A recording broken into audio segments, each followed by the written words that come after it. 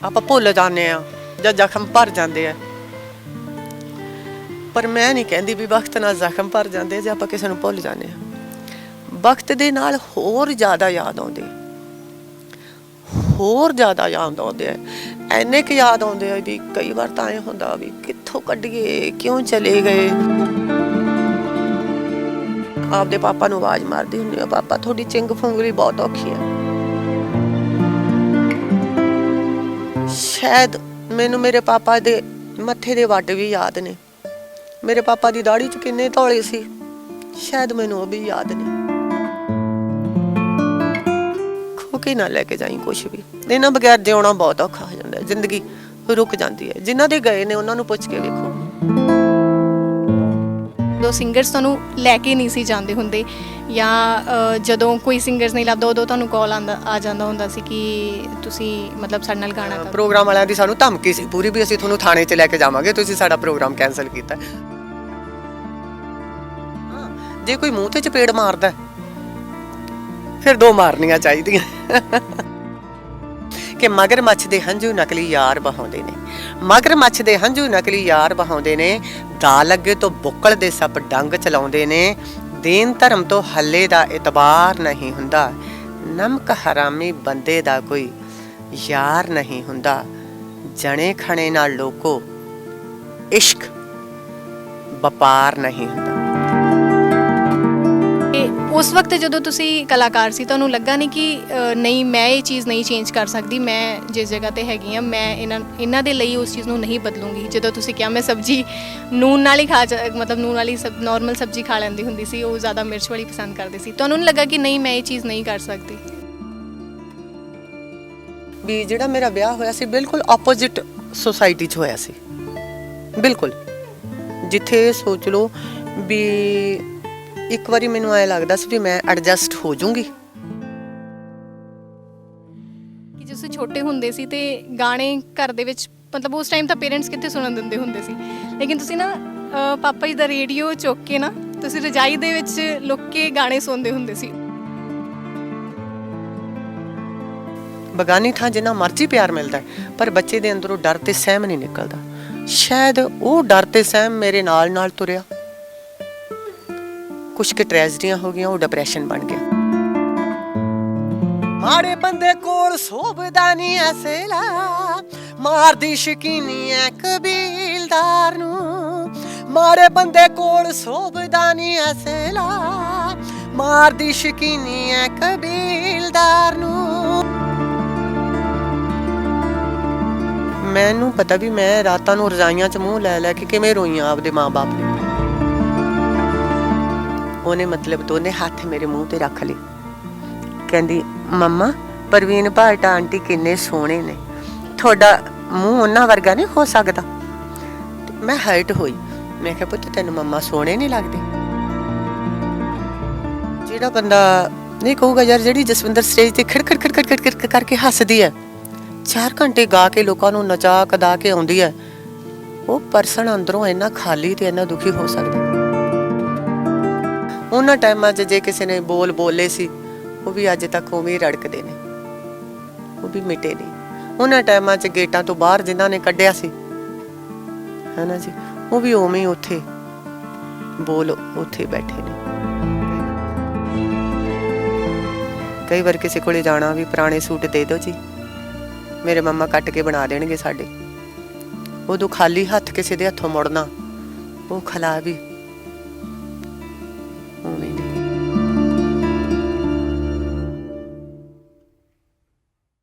Pro ਜ਼ਿੰਦਗੀ ਦੇਖ ਰਹੀ ਸਾਰੇ ਹੀ ਦਰਸ਼ਕਾਂ ਦਾ ਬਹੁਤ-ਬਹੁਤ ਸਵਾਗਤ ਹੈ। ਅਸੀਂ ਪ੍ਰੋ ਜ਼ਿੰਦਗੀ ਦੇ ਜ਼ਰੀਏ ਹਮੇਸ਼ਾ ਤੁਹਾਨੂੰ ਜ਼ਿੰਦਗੀ ਦੇ ਕਿੱਸੇ ਕਹਾਣੀਆਂ ਨਾਲ ਮਿਲਾਉਂਦੇ ਰਹਿੰਦੇ ਹਾਂ, ਅਤੇ ਅੱਜ ਅਸੀਂ ਜਿਨ੍ਹਾਂ ਦੀ ਜ਼ਿੰਦਗੀ ਦੇ ਨਾਲ ਤੁਹਾਨੂੰ ਮਿਲਾਉਣ ਆਏ ਹਾਂ, ਮੈਨੂੰ ਲੱਗਦਾ ਨਹੀਂ ਆ ਕਿ ਕਿਸੇ ਵੀ ਇੰਟਰੋਡਕਸ਼ਨ ਦੇ ਮੁਹਤਾਜ ਹੈਗੇ ਨੇ, ਕਿਉਂਕਿ ਬਹੁਤ ਕੁਝ ਸਿੱਖਿਆ ਇਹਨਾਂ ਦੇ ਕੋਲੋਂ।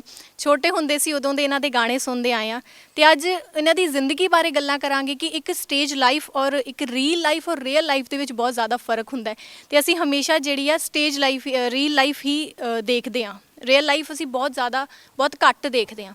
ਅਤੇ ਸਭ ਤੋਂ ਪਹਿਲਾਂ ਤਾਂ ਉਹਨਾਂ ਦਾ ਸਵਾਗਤ ਕਰਦੇ ਹਾਂ ਜਸਵਿੰਦਰ ਬਾਰ ਹੋਣੀ ਜੀ ਦਾ। ਸਤਿ ਸ਼੍ਰੀ ਅਕਾਲ ਮੈਮ।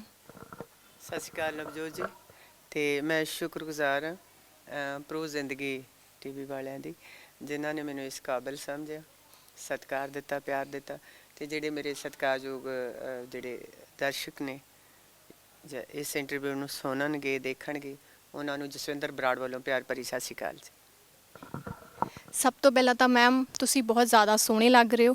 ਮੈਂ ਅੱਜ ਬਹੁਤ ਟਰਾਈ ਕੀਤਾ ਸੀ ਤੁਹਾਡੇ ਵਾਂਗੂ ਸੋਹਣੇ ਬਣਨ ਦਾ, ਪਰ ਕਹਿੰਦੇ ਨਾ ਕਿ ਹੋਣ ਤੇ ਬਣਨ 'ਚ ਬਹੁਤ ਫਰਕ ਹੁੰਦਾ ਹੈ, ਤੇ ਬਸ ਉਹ ਚੀਜ਼ ਹੋਈ ਹੈ ਅੱਜ। ਮੈਂ ਬਣੀ ਆ, ਤੁਸੀਂ ਹੈਗੇ ਹੋ। ਬਣਨ 'ਚ ਤੇ ਹੈਗੇ 'ਚ ਫਰਕ ਹੁੰਦਾ। ਤੁਸੀਂ ਵੈਸੇ ਨੈਚੁਰਲ ਹੋ ਤੇ ਮੈਨੂੰ ਥੋੜਾ ਜਿਹਾ ਬਣਨਾ ਪਿਆ। ਨਹੀਂ ਮੈਮ, ਵੈਸੇ ਮੇਕਅਪ ਤਾਂ ਮੈਂ ਵੀ ਕੀਤਾ, ਇਦਾਂ ਦੀ ਗੱਲ ਨਹੀਂ ਹੈਗੀ। ਤੇ ਤੁਸੀਂ ਸੱਚੀ ਬਹੁਤ ਜ਼ਿਆਦਾ ਸੋਹਣੇ ਲੱਗ ਰਹੇ ਹੋ। ਤੇ ਇੱਕ ਹੋਰ ਗੱਲ, ਤੁਹਾਡਾ ਘਰ ਮੈਮ ਬਹੁਤ ਜ਼ਿਆਦਾ ਸੋਹਣਾ ਹੈ। ਕਹਿੰਦੇ ਆ ਨਾ, ਕੋਈ ਚੀਜ਼ ਰੀਝ ਨਾਲ ਜਦੋਂ ਬਣਾਈ ਹੁੰਦੀ ਹੈ ਤੇ ਉਹ ਚੀਜ਼ ਹੋਰ ਨਿਖਰ ਕੇ ਆਉਂਦੀ ਹੈ, ਹੋਰ ਉਹ ਚੀਜ਼ ਦਾ ਮਜ਼ਾ ਆਉਂਦਾ ਹੈ। ਤੇ ਤੁਹਾਡਾ ਘਰ, ਮੈਂ ਇੱਕ ਇੱਕ ਚੀਜ਼ ਦੇਖ ਰਹੀ ਸੀ, ਜਿਹੜੀ ਚੀਜ਼ ਜਿਸ ਤਰ੍ਹਾਂ ਤੁਸੀਂ ਮੈਨੇਜ ਕੀਤੀ ਹੈ, ਜਿਸ ਤਰ੍ਹਾਂ ਉਸਨੂੰ ਤੁਸੀਂ ਰੱਖਿਆ ਹੋਇਆ ਹੈ, ਉਹ ਮੈਨੂੰ ਬਹੁਤ ਜ਼ਿਆਦਾ ਵਧੀਆ ਲੱਗ ਰਿਹਾ ਸੀ। ਹਾਂ, ਇਹ ਮੇਰੇ ਸੁਪਨਿਆਂ ਦਾ ਘਰ ਹੈ। ਜਿਹੋ ਜਿਹਾ ਮੈਂ ਸੁਪਨਾ ਵੇਖਦੀ ਸੀ, ਮੈਨੂੰ ਇਹ ਹੁੰਦਾ ਸੀ ਵੀ ਮੇਰੇ ਘਰ ਦਾ ਡਿਜ਼ਾਈਨ ਇੱਦਾਂ ਦਾ ਹੋਵੇ ਵੀ ਉਹ 100 ਸਾਲ ਬਾਅਦ ਵੀ ਦੇਖ ਲਓ ਤਾਂ ਨਵਾਂ ਹੋਵੇ।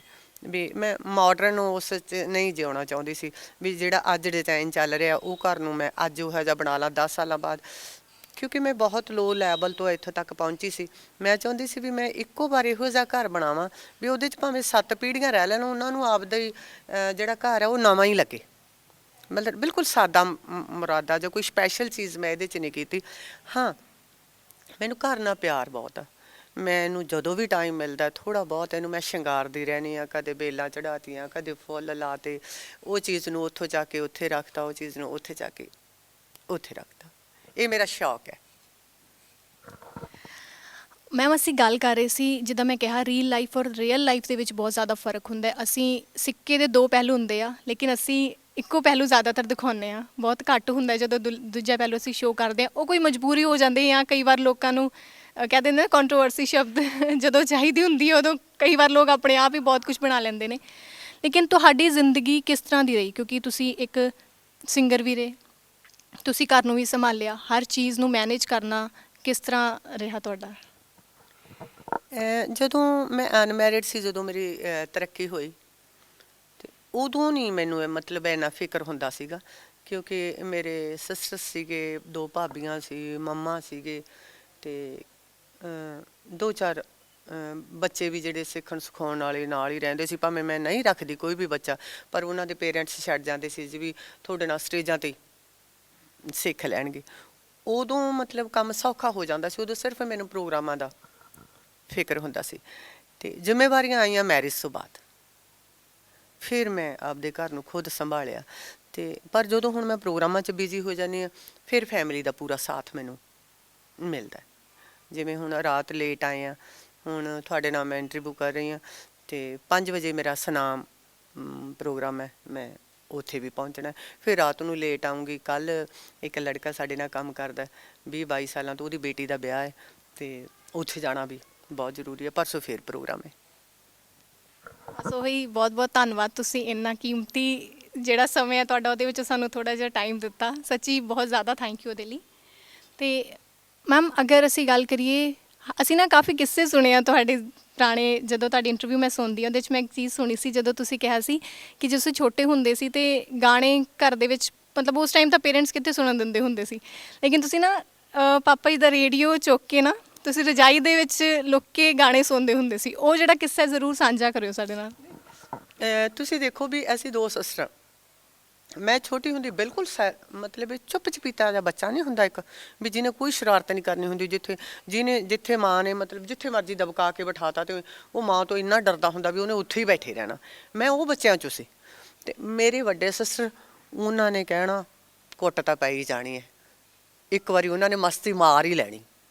ਸਾਡੇ ਨਾਲ ਖਾਲ ਹੁੰਦਾ ਸੀ, ਅਤੇ ਸਾਡੀ ਕੰਧ ਤੋਂ ਉਹਨਾਂ ਨੇ ਮੁੰਡਿਆਂ ਵਾਂਗੂ ਛਾਲਾਂ ਮਾਰ ਮਾਰ ਕੇ, ਉਹ ਜ਼ਮਾਨਾ ਹੀ ਹੋਰ ਹੁੰਦਾ ਸੀ, ਨਹਾਉਣਾ, ਫਿਰ ਮਿੱਟੀ 'ਚ ਲੇਟਣਾ, ਪੂਰਾ ਮਿੱਟੀ 'ਚ ਲਿਬੜ ਜਾਣਾ, ਫਿਰ ਕੰਧ 'ਚ ਚੜ੍ਹਨਾ, ਫਿਰ ਖਾਲ 'ਚ ਛਾਲ ਮਾਰਨੀ। ਅਤੇ ਉਹਨਾਂ ਨੇ ਇੱਕ ਨਾ ਢੋਲਕ ਵਜਾਉਣੀ, ਐਂ ਕਰਕੇ ਨਹੀਂ ਵਜਾਉਂਦੇ ਹੁੰਦੇ, ਐਂ ਕਰਕੇ। ਉਹਨਾਂ ਨੇ ਕਿਤੇ ਗੇਟ ਕੋਲੇ ਖੜ੍ਹਨਾ, ਬੈੱਡ 'ਤੇ ਖੜ੍ਹਨਾ, ਅਤੇ ਉਹਨਾਂ ਨੇ ਕੌਲੀ ਲੈਣੀ, ਪਲੇਟ ਲੈਣੀ, ਉਹਨਾਂ ਨੇ ਆਹ ਵਾਲੀ ਬੀਟ ਵਜਾਈ ਜਾਣੀ, ਅਤੇ ਮੇਰੀ ਮੰਮੀ ਨੇ ਡੰਡਾ ਲੈ ਕੇ ਮਗਰ ਪੈ ਜਾਣਾ, ਮੈਂ ਵਜਾਉਣੀ ਹੈ ਤੈਨੂੰ, ਮੈਂ ਕਰਾਉਣੀ ਹੈ। ਅਤੇ ਉਹਨਾਂ ਨੇ ਨਾ ਰੇਡੀਓ ਟੇਢਾ ਧਰ ਦੇਣਾ, ਉਦੋਂ ਪਿੰਡਾਂ 'ਚ ਅਰੇਂਜ ਰੂੰਜ ਦਾ ਚੱਕਰ ਹੁੰਦਾ ਸੀ। ਵਿਵਧ ਭਾਰਤੀ ਰੇਡੀਓ ਜਾਂ ਇੱਕ ਹੋਰ ਸਵੇਰੇ ਸਵੇਰੇ 8 ਤੋਂ 8:30 ਦੇ ਵਿਚਾਲੇ ਪ੍ਰੋਗਰਾਮ ਆਉਂਦਾ ਹੁੰਦਾ ਸੀ। ਅਤੇ ਜਿਵੇਂ ਜਿਵੇਂ ਹਿੰਦੀ ਅਸੀਂ ਹਰਿਆਣੇ ਦੇ ਹਿੰਦੀ ਗਾਣੇ ਜ਼ਿਆਦਾ ਸੁਣਦੇ ਸੀ। ਉਦੋਂ ਤਾਂ ਪੰਜਾਬੀ ਦਾ ਤਾਂ ਮੇਰਾ ਖਿਆਲ ਕਦੇ ਕਦਾਈ ਕੋਈ ਆਂਢ ਗੁਆਂਢ 'ਚੋਂ ਸ਼ਬਦ ਪੱਲੇ ਪੈਂਦਾ ਹੁੰਦਾ ਸੀ, ਅਤੇ ਹਿੰਦੀ ਗਾਣੇ ਜਾਂ ਪਾਕਿਸਤਾਨ ਦੇ ਗਾਣੇ ਸੁਣਨੇ। ਅਤੇ ਮੇਰੀ ਸਿਸਟਰ ਦਾ ਝਾੜੂ ਮਿਊਜ਼ਿਕ ਦੇ ਨਾਲ ਚੱਲਦਾ ਹੁੰਦਾ ਸੀ, ਅਤੇ ਮੇਰੇ ਮੰਮੀ ਨੇ ਕਹਿਣਾ ਆ ਗਈ ਮੈਂ ਤੇਰੇ ਝਾੜੂ ਨੂੰ ਵਜਾਉਣੀ ਆ ਮਿਊਜ਼ਿਕ ਦੇ ਨਾਲ ਨਾਲ। ਅਤੇ ਦੇਖੋ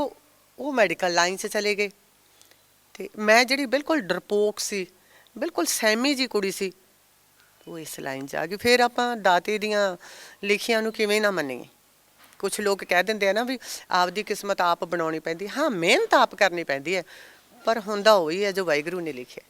ਹਾਂਜੀ ਮੈਮ, ਜਦੋਂ ਤੁਸੀਂ ਪਹਿਲੀ ਵਾਰ ਤੁਹਾਨੂੰ ਲੱਗਾ ਕਿ ਤੁਸੀਂ ਗਾਓਗੇ, ਮਤਲਬ ਤੁਸੀਂ ਗਾਣਾ ਸ਼ੁਰੂ ਕੀਤਾ, ਅਤੇ ਕਿਸ ਤਰ੍ਹਾਂ ਤੁਹਾਨੂੰ ਪਤਾ ਲੱਗਾ, ਕਿੱਥੇ ਤੁਸੀਂ ਪਹਿਲੀ ਵਾਰ ਗਾਣਾ ਗਾਇਆ ਸੀ, ਜਾਂ ਪਹਿਲੀ ਵਾਰ ਤੁਹਾਨੂੰ ਕਿੱਦਾਂ ਮਹਿਸੂਸ ਹੈ ਕਿ ਹਾਂ ਮੈਂ ਗਾਣੇ ਵੱਲ ਮੇਰਾ ਇੰਟਰਸਟ ਹੈਗਾ ਹੈ, ਮੈਂ ਸਿੰਗਿੰਗ ਵੱਲ ਜਾਣਾ ਹੈ? ਪਹਿਲੀ ਗੱਲ ਤਾਂ ਜਦੋਂ ਅਸੀਂ ਇਸ ਲਾਈਨ 'ਚ ਆਏ ਸੀ, ਉਦੋਂ ਤਾਂ ਸਿਰਫ ਰੋਟੀ ਦਾ ਮਸਲਾ ਸੀ। ਉਦੋਂ ਇਹ ਨਹੀਂ ਪਤਾ ਸੀ ਵੀ ਮੈਨੂੰ ਲੋਕ ਪਿਆਰ ਕਰਨਗੇ, ਮੈਂ ਤਰੱਕੀ ਕਰ ਜੂੰਗੀ, ਹੈ ਨਾ, ਜਾਂ ਇੰਨਾ ਕੁਛ ਵਾਹਿਗੁਰੂ ਮੈਨੂੰ ਦੇ ਦੂਗਾ। ਉਦੋਂ ਤਾਂ ਸਿਰਫ ਅਸੀਂ ਰੋਟੀ ਦਾ ਮਸਲਾ ਲੈ ਕੇ ਆਏ ਸੀ ਵੀ ਰੋਟੀ ਦਾ ਮਸਲਾ ਹੱਲ ਹੋਣਾ ਚਾਹੀਦਾ, ਅਤੇ ਉਹ ਮਸਲਾ ਇੰਨੀ ਛੇਤੀ ਵਾਹਿਗੁਰੂ ਹੱਲ ਕਰ ਦੂਗਾ ਇਹ ਨਹੀਂ ਪਤਾ ਸੀ। ਆਉਣ ਸਾਰੀ ਬਠਿੰਡੇ 'ਚ ਮੇਰੇ ਪੈਰ ਲੱਗ ਗਏ। ਕਈ ਇੰਨੇ ਅੱਛੇ ਗਰੁੱਪ ਸੀ, ਮੇਜਰ ਬਾਬਰਾ ਜੀ ਸੀ, ਇੱਕ ਸਾਡੇ ਸੋਹਲ ਭਾਜੀ ਸੀ, ਉਹਨਾਂ ਦੇ ਆਰਕੈਸਟਰਾ ਗਰੁੱਪ ਹੁੰਦੇ ਸੀ, ਅਤੇ ਸਿੰਗਰ ਹੁੰਦੇ ਸੀਗੇ ਹਰਦੇਵ ਮਾਹੀ ਨੰਗਲ, ਬਲਕਾਰ ਸਿੱਧੂ ਸਾਹਿਬ, ਇੱਕ ਜਸਵੰਤ ਪੱਪੂ ਜੀ, ਇੱਕ ਬੂਟਾ ਮੁਹੰਮਦ ਹੁੰਦੇ ਸੀ, ਉਹ ਗੁਜ਼ਰ ਗਏ।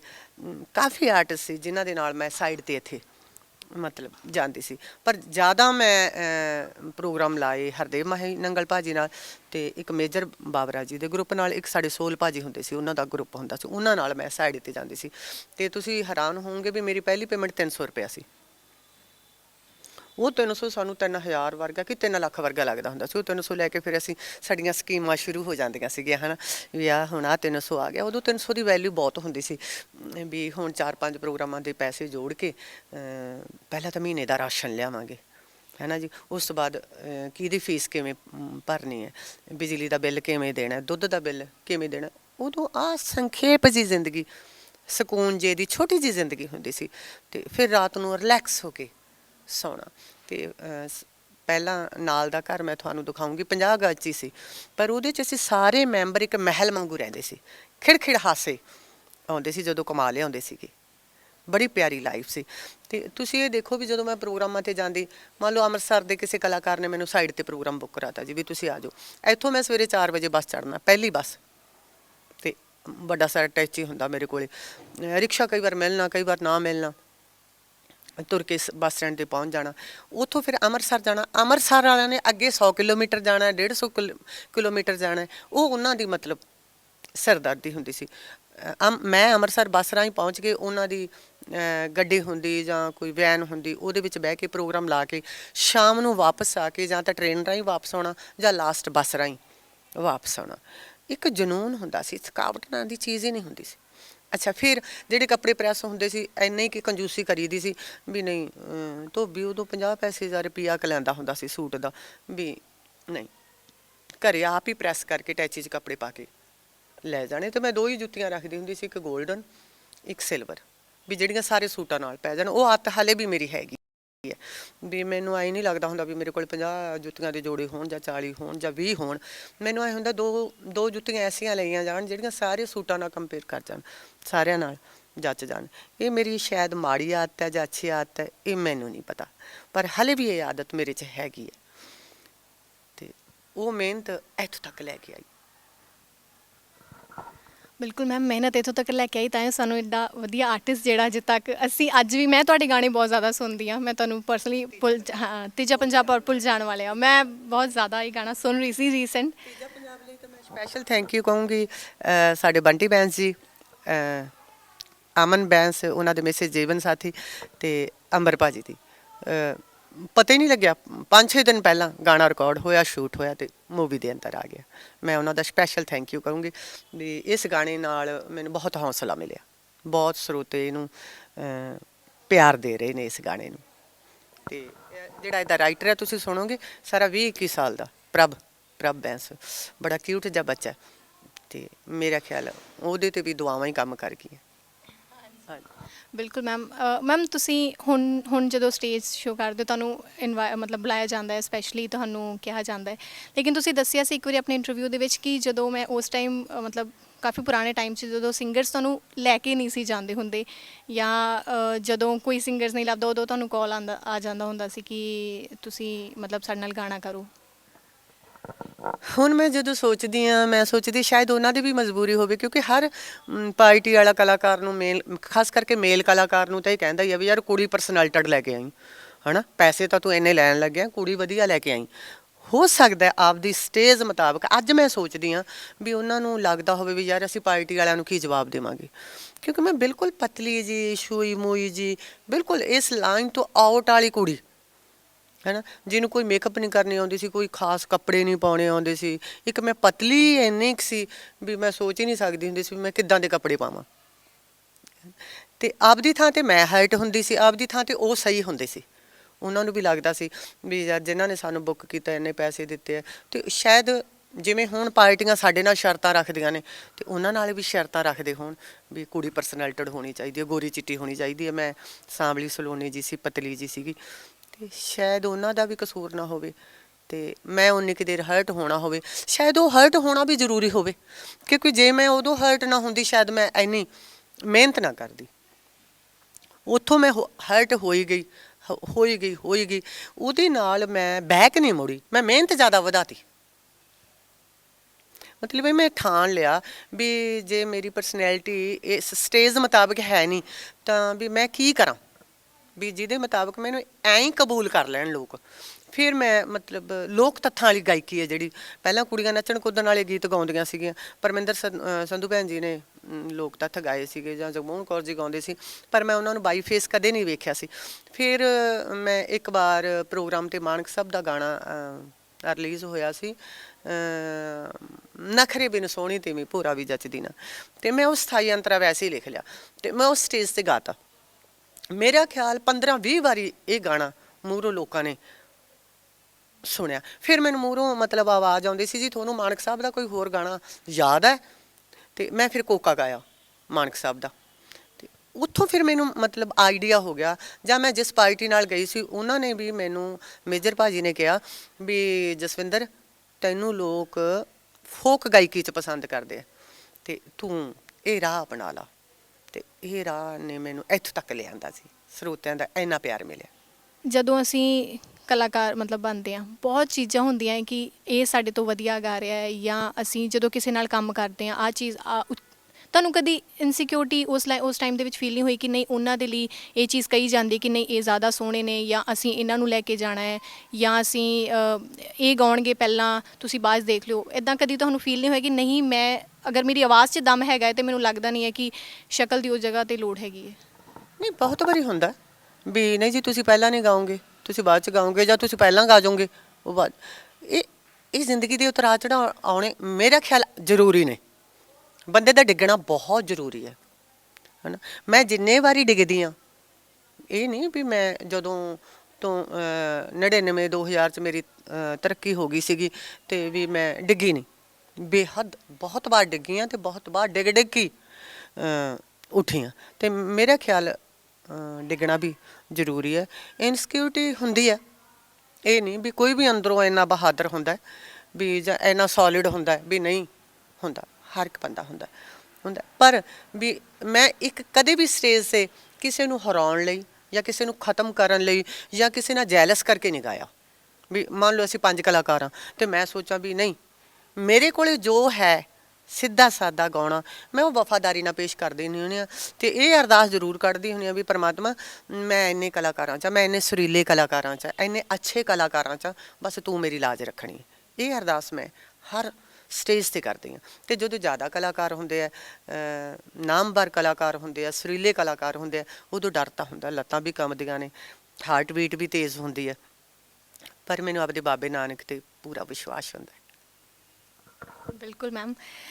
ਮੈਮ ਤੁਹਾਡੀ ਲਵ ਮੈਰਿਜ ਹੋਈ ਹੈ ਅਤੇ ਲਵ ਮੈਰਿਜ ਨਹੀਂ ਮੈਂ ਕਹਿ ਸਕਦੀ ਇਹਨੂੰ, ਜਿਵੇਂ ਮੰਨ ਲਓ ਤੁਸੀਂ ਮੈਨੂੰ ਮਿਲ ਰਹੇ ਹੋ 2 ਸਾਲਾਂ ਤੋਂ, ਹੈ ਨਾ, ਮੰਨ ਲਓ ਮੇਰੀ ਫੈਮਿਲੀ 'ਚ ਕੋਈ ਲੜਕਾ, ਮੈਨੂੰ ਐਂ ਲੱਗੇ ਵੀ ਨਹੀਂ ਆਹ ਗੁੜੀਆ ਨੂੰ ਮੈਂ 2-3 ਸਾਲਾਂ ਤੋਂ ਜਾਣਦੀ ਹਾਂ, ਅਤੇ ਮੈਂ ਤੁਹਾਨੂੰ ਆਫਰ ਕਰਾਂ ਵੀ ਤੁਸੀਂ ਸਾਡੀ ਫੈਮਿਲੀ 'ਚ ਆਉਣਾ ਚਾਹੋਗੇ, ਹੈ ਨਾ, ਉਹ ਅੱਗੇ ਤੁਹਾਡੀ ਮਰਜ਼ੀ ਹੋਊਗੀ।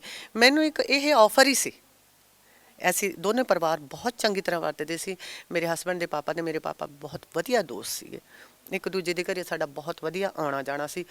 ਇਹ ਲਾ ਲਓ ਵੀ ਮੇਰੀ ਕਾਬਲੀਅਤ ਜਾਂ ਪਤਾ ਨਹੀਂ ਕੀ ਚੰਗਾ ਲੱਗਿਆ ਮੇਰੇ ਸਹੁਰਿਆਂ ਨੂੰ ਮੇਰੇ 'ਚ, ਜਾਂ ਮੇਰੇ ਹਸਬੈਂਡ ਨੂੰ ਮੇਰੇ 'ਚ ਕੀ ਚੰਗਾ ਲੱਗਿਆ ਵੀ ਆਫਰ ਆਈ। ਅਤੇ ਤੁਸੀਂ ਯਕੀਨ ਕਰੋਗੇ ਵੀ ਉਸ ਆਫਰ ਨੂੰ ਮੈਨੂੰ ਪਤਾ ਹੀ ਨਹੀਂ ਲੱਗਿਆ ਵੀ ਮੈਂ ਕਦੋਂ ਹਾਂ ਕੀਤੀ ਅਤੇ ਕਦੋਂ ਨਾ ਕੀਤੀ, ਕਿਉਂਕਿ ਉਦੋਂ 3-3 ਪ੍ਰੋਗਰਾਮ ਹੁੰਦੇ ਸੀਗੇ।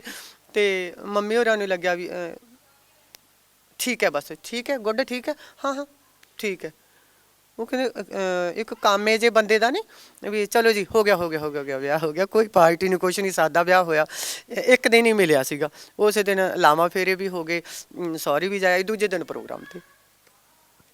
ਤੁਸੀਂ ਵਿਆਹ ਤੋਂ ਬਾਅਦ ਲਗਾਤਾਰ ਪ੍ਰੋਗਰਾਮ ਤੇ ਜਾਂਦੇ ਰਹੇ ਸੀ? ਲਗਾਤਾਰ ਇੱਕ ਦਿਨ ਬੜੀ ਮੁਸ਼ਕਿਲ ਨਾਲ ਕੱਢਿਆ ਸੀ। ਜਿਹੜਾ ਇੱਕ ਦਿਨ ਕੱਢਿਆ ਸੀ ਉਹ ਮਤਲਬ ਪ੍ਰੋਗਰਾਮ ਵਾਲਿਆਂ ਦੀ ਸਾਨੂੰ ਧਮਕੀ ਸੀ ਪੂਰੀ ਵੀ ਅਸੀਂ ਤੁਹਾਨੂੰ ਥਾਣੇ 'ਚ ਲੈ ਕੇ ਜਾਵਾਂਗੇ, ਤੁਸੀਂ ਸਾਡਾ ਪ੍ਰੋਗਰਾਮ ਕੈਂਸਲ ਕੀਤਾ। ਮੈਂ ਕਿਹਾ ਹੁਣ ਮੈਂ ਆਪਦਾ ਵਿਆਹ ਲਈ ਤਾਂ ਦਿਨ ਉਹ ਕਰ ਸਕਦੀ ਹਾਂ, ਹੈ ਨਾ, ਅਤੇ ਕੋਈ ਪਾਰਟੀ ਨਹੀਂ ਸੀ। ਇਹ ਮੇਰੀ ਸੋਚ ਸ਼ੁਰੂ ਤੋਂ ਰਹਿੰਦੀ ਹੁੰਦੀ ਸੀਗੀ, ਅੱਜ ਤੱਕ ਵੀ ਇਹ ਚੱਲ ਰਹੀ ਹੈ ਵੀ ਪਹਿਲਾਂ ਤਾਂ ਇੰਨਾ ਇਕੱਠ ਕਰਾਂਗੇ, ਹੈ ਨਾ ਜੀ, ਫਿਰ ਇੰਨਾ ਪੈਸਾ ਲਾਵਾਂਗੇ। ਅਤੇ ਉਹ ਸਾਰਾ ਪੈਸਾ ਅਸੀਂ ਨਾ ਮਤਲਬ ਵੀਰ ਜੀ ਹੁੰਦੇ ਸੀ ਅਹਿਮਦਗੜ੍ਹ, ਉਹਨਾਂ ਦਾ ਟੈਂਟ ਹਾਊਸ ਹੁੰਦਾ ਸੀਗਾ, ਉਹਨਾਂ ਨਾਲ ਅਸੀਂ ਡਿਸਕਸ ਕੀਤੀ। ਅਸੀਂ ਕਿਹਾ ਵੀ ਕੁੜੀਆਂ ਦੇ ਵਿਆਹ ਅਸੀਂ ਕਰਨਾ ਚਾਹੁੰਦੇ ਹਾਂ, ਉੱਥੇ ਜਾ ਕੇ ਫਿਰ ਉਹ ਸਾਰਾ ਪੈਸਾ ਬਚਾ ਕੇ ਪਾਰਟੀਆਂ ਪੂਰਟੀਆਂ ਦਾ ਵੀ ਨਹੀਂ, ਕੋਈ ਪਾਰਟੀ ਨਹੀਂ ਕਰਨੀ, ਬਸ ਸਿੰਪਲ ਵਿਆਹ ਹੋ ਗਿਆ। ਉੱਥੇ ਜਾ ਕੇ ਅਸੀਂ 20-21 ਕੁੜੀਆਂ ਦਾ ਵਿਆਹ ਕੀਤਾ ਸੀ। ਭਾਵੇਂ ਹੁਣ ਉਹ ਵੀਰ ਜੀ ਇਸ ਦੁਨੀਆ 'ਚ ਨਹੀਂ ਰਹੇ, ਪਰ ਇਸ ਅੱਛੇ ਕਦਮ 'ਚ ਉਹਨਾਂ ਨੇ ਮੇਰਾ ਬੜਾ ਸਾਥ ਦਿੱਤਾ ਸੀ ਜੀ। ਤੁਸੀਂ ਕਿਹਾ ਸੀ ਕਿ ਜਿੱਦਾਂ ਫੈਮਿਲੀ ਹਮੇਸ਼ਾ ਹੀ, ਤੁਸੀਂ ਆਪਣੀ ਫੈਮਿਲੀ ਨੂੰ ਬਹੁਤ ਜ਼ਿਆਦਾ ਟਾਈਮ ਦਿੰਦੇ ਹੋ, ਚਾਹੇ ਤੁਸੀਂ ਸ਼ੋਅ 'ਤੇ ਜਾਂਦੇ ਹੋ, ਲੇਕਿਨ ਤੁਸੀਂ ਹਮੇਸ਼ਾ ਆਪਣੇ ਪਰਿਵਾਰ ਨੂੰ ਪੂਰਾ ਟਾਈਮ ਦਿੱਤਾ ਹੈ। ਜਦੋਂ ਤੁਸੀਂ ਇਸ ਲਾਈਨ ਦੇ ਵਿੱਚ ਆਏ ਸੀ, ਤੁਸੀਂ ਕਿਹਾ ਵਿਆਹ ਹੋਇਆ, ਤੁਸੀਂ ਸਹੁਰੇ ਘਰ ਗਏ, ਅਤੇ ਕਹਿੰਦੇ ਨਾ ਸੱਸ ਅਤੇ ਨੌਂ ਦੀ ਬਣਨੀ ਥੋੜ੍ਹੀ ਜਿਹੀ ਕਿਤੇ ਔਖੀ ਹੋ ਜਾਂਦੀ ਹੈ, ਲੇਕਿਨ ਉਹ ਰਿਸ਼ਤਾ ਕਿਸ ਤਰ੍ਹਾਂ ਰਿਹਾ ਸਾ, ਕਿੱਦਾਂ ਤੁਸੀਂ ਉਹਨੂੰ ਨਿਭਾਇਆ, ਜਾਂ ਕਿੱਦਾਂ ਉਹਨਾਂ ਨੇ ਤੁਹਾਨੂੰ ਸਪੋਰਟ ਕੀਤੀ ਕਿ ਨਹੀਂ ਕੋਈ ਗੱਲ ਨਹੀਂ, ਤੁਸੀਂ ਸ਼ੋਅ 'ਤੇ ਜਾਣਾ ਆ, ਤੁਸੀਂ ਉਹ ਚੀਜ਼ ਦੇਖੋ, ਘਰ ਮੈਂ ਸਾਂਭ ਲਾਂਗੀ? ਨਹੀਂ, ਇਹ ਤਾਂ ਪੱਕੀ ਹੈ, ਜੇ ਉਹਨਾਂ ਨੇ ਸਪੋਰਟ ਕੀਤੀ ਫਿਰ ਹੀ ਮੈਂ ਮਤਲਬ ਦੂਜੇ ਦਿਨ ਸ਼ੋਅ 'ਤੇ ਗਈ, ਜਾਂ ਉਸ ਤੋਂ ਬਾਅਦ ਹੁਣ ਤੱਕ ਮੈਂ ਮਤਲਬ ਗਾ ਰਹੀ ਹਾਂ। ਉਹਨਾਂ ਦੀ ਮੈਨੂੰ ਇੱਕ ਗੱਲ ਬੜੀ ਅੱਛੀ ਲੱਗੀ ਸੀ, ਮੇਰੇ ਸਹੁਰਾ ਸਾਹਿਬ ਦੀ ਅਤੇ ਮੇਰੇ ਇਨਲਾਜ਼ ਦੀ, ਅਤੇ ਉਹ ਕਹਿੰਦੇ ਸੀ ਵੀ ਜੇ ਹੁਣ ਤੂੰ ਬੰਦ ਕਰ ਦੇਂਗੀ ਫਿਰ ਵੀ ਜਸਵਿੰਦਰ ਬਰਾੜ ਹੀ ਰਹਿਣਾ, ਇਹ ਹੈ ਨਾ, ਇਹ ਤੁਹਾਡਾ ਸ਼ੌਕ ਵੀ ਹੈ, ਤੁਹਾਡਾ ਕਿੱਤਾ ਵੀ ਹੈ, ਆਪਣਾ ਕੰਮ ਵੀ ਹੈ, ਅਤੇ ਕਿਉਂ ਬੰਦ ਕਰਨਾ। ਹਾਂ, ਜਿਹੜੀ ਸੱਸ ਨੂੰਹ ਵਾਲੀ ਗੱਲ ਹੈ ਉਹ ਆਪਾਂ ਮਾਂ ਬੇਟੀਆਂ ਵੀ ਕਦੇ ਨਾ ਕਦੇ ਹੁੰਦੇ ਹਾਂ। ਹਾਂ, ਇੰਨਾ ਜ਼ਰੂਰ ਹੈ ਵੀ ਜਿਹੜਾ ਮੇਰਾ ਵਿਆਹ ਹੋਇਆ ਸੀ ਬਿਲਕੁਲ ਆਪੋਜ਼ਿਟ ਸੁਸਾਇਟੀ 'ਚ ਹੋਇਆ ਸੀ, ਬਿਲਕੁਲ, ਜਿੱਥੇ ਸੋਚ ਲਓ ਵੀ ਇੱਕ ਵਾਰੀ ਮੈਨੂੰ ਐਂ ਲੱਗਦਾ ਸੀ ਵੀ ਮੈਂ ਐਡਜਸਟ ਹੋ ਜੂੰਗੀ, ਜੇ ਉਹਨਾਂ ਨੇ ਕੜਛੀ ਮਿਰਚ ਦੀ ਖਾਣੀ ਆ ਅਤੇ ਮੈਂ ਬਿਲਕੁਲ ਇਕੱਲੇ ਨਮਕ ਵਾਲੀ ਸਬਜ਼ੀ ਖਾਂਦੀ ਸੀ, ਉਹਨਾਂ ਨੇ ਪੂਰੀ ਤੜਕੇ ਵਾਲੀ ਖਾਣੀ, ਪੂਰੀ ਲਸਣ ਪਾ ਕੇ, ਅਤੇ ਮੈਂ ਬੋਇਲ ਸਬਜ਼ੀਆਂ ਖਾਂਦੀ ਸੀਗੀ। ਅਤੇ ਇਹ ਲਾ ਲਓ ਵੀ ਮੈਂ ਥੋੜ੍ਹੀ ਜਿਹੀ ਜ਼ਿਆਦਾ ਸਫਾਈ ਪਸੰਦ ਸੀ, ਬੇਹੱਦ ਅਜੀਬ ਜਿਹੇ ਦਿਮਾਗ ਦੀ ਕੁੜੀ ਸੀ, ਹੈ ਨਾ, ਵੀ ਜੇ ਨਹਾਉਣਾ ਵੀ ਹੈ ਤਾਂ ਪਹਿਲਾਂ ਬਾਲਟੀ ਧੋਣੀ ਹੈ, ਪਹਿਲਾਂ ਵਾਸ਼ਰੂਮ ਨੂੰ ਚੈੱਕ ਕਰਨਾ। ਅਤੇ ਉਹਨਾਂ ਦਾ ਹੁਣ ਖੇਤੀ ਦਾ ਕੰਮ ਸੀ, ਉਹ ਵਿਚਾਰੇ ਜੇ ਬਾਲਟੀਆਂ ਚੈੱਕ ਕਰਦੇ ਤਾਂ ਫਿਰ ਉਹ ਖੇਤੀ ਕਿਵੇਂ ਕਰਦੇ, ਹੈ ਨਾ। ਉਹਨਾਂ ਨੇ 3-4 ਵਜੇ ਉੱਠ ਖੜ੍ਹਨਾ। ਆਪਣਾ ਜਿਹੜਾ ਕਲਾਕਾਰਾਂ ਦਾ ਟਾਈਮ ਹੈ, ਇਹ ਸੌਣ ਦਾ ਟਾਈਮ ਵੀ ਗਲਤ ਹੁੰਦਾ ਅਤੇ ਉੱਠਣ ਦਾ ਟਾਈਮ ਵੀ ਗਲਤ ਹੁੰਦਾ ਹੈ। ਤਾਂ ਆਪੋਜਿਟ ਸੁਸਾਇਟੀ ਸੀ, ਪਰ ਕਹਿੰਦੇ ਮੇਲ ਖਾਂਦਿਆਂ ਨਾਲ ਤਾਂ ਦੁਨੀਆ ਹੀ ਨਿਭ ਜਾਂਦੀ ਹੈ। ਜੇ ਆਪੋਜਿਟ ਨਾਲ ਨਿਭਾਵਾਂਗੇ ਫਿਰ ਹੀ ਵਾਹਿਗੁਰੂ ਖੁਸ਼ ਹੁੰਦਾ। ਅਤੇ ਕੁਛ ਉਹ ਮੇਰੇ ਵਰਗੇ ਬਣ ਗਏ, ਕੁਛ ਉਹਨਾਂ ਵਰਗੀ ਮੈਂ ਬਣ ਗਈ। ਹੁਣ ਤੁਸੀਂ ਸਬਜ਼ੀ ਕਿੱਦਾਂ ਦੀ ਖਾਣੀ ਪਸੰਦ ਕਰਦੇ ਹੋ, ਹਾਲੇ ਵੀ ਨਮਕ ਵਾਲੀ? ਸਿੰਪਲ ਸਬਜ਼ੀ ਹਾਲ ਤੱਕ। ਹਾਂ, ਕਿਸੇ ਵੇਲੇ ਬੱਚੇ ਹੁਣ ਚੇਂਜ ਹੋ ਗਏ, ਬੱਚੇ ਕੁਛ ਅਲੱਗ ਭਾਲਦੇ ਆ, ਪਰ ਮੇਰੀ ਸਬਜ਼ੀ ਉਹੀ ਸਿੰਪਲ ਹੁੰਦੀ ਹੈ। ਮੈਂ ਆਪਦੇ ਖਾਣ ਪੀਣ 'ਚ ਚੇਂਜ ਨਹੀਂ ਕਰ ਸਕਦੀ, ਕਿਉਂਕਿ ਲੰਮੀ ਤੰਦਰੁਸਤੀ ਦਾ ਰਾਜ ਹੀ ਇਹ ਹੈ ਵੀ ਮੈਂ ਹਮੇਸ਼ਾ ਸਿੰਪਲ ਖਾਧਾ। ਹੋ ਸਕਦਾ ਸਾਲ 'ਚ ਕਦੀ ਵਾਰੀ ਸਮੋਸਾ, ਕੋਈ ਟਿੱਕੀ ਖਾ ਲਈ ਹੋਵੇ। ਅਤੇ ਮੇਰੇ ਖਾਣੇ 'ਚ ਜ਼ਿਆਦਾ ਫਰੂਟ ਰਹਿੰਦੇ ਨੇ, ਉਹ ਵੀ ਸੀਜ਼ਨਲੀ।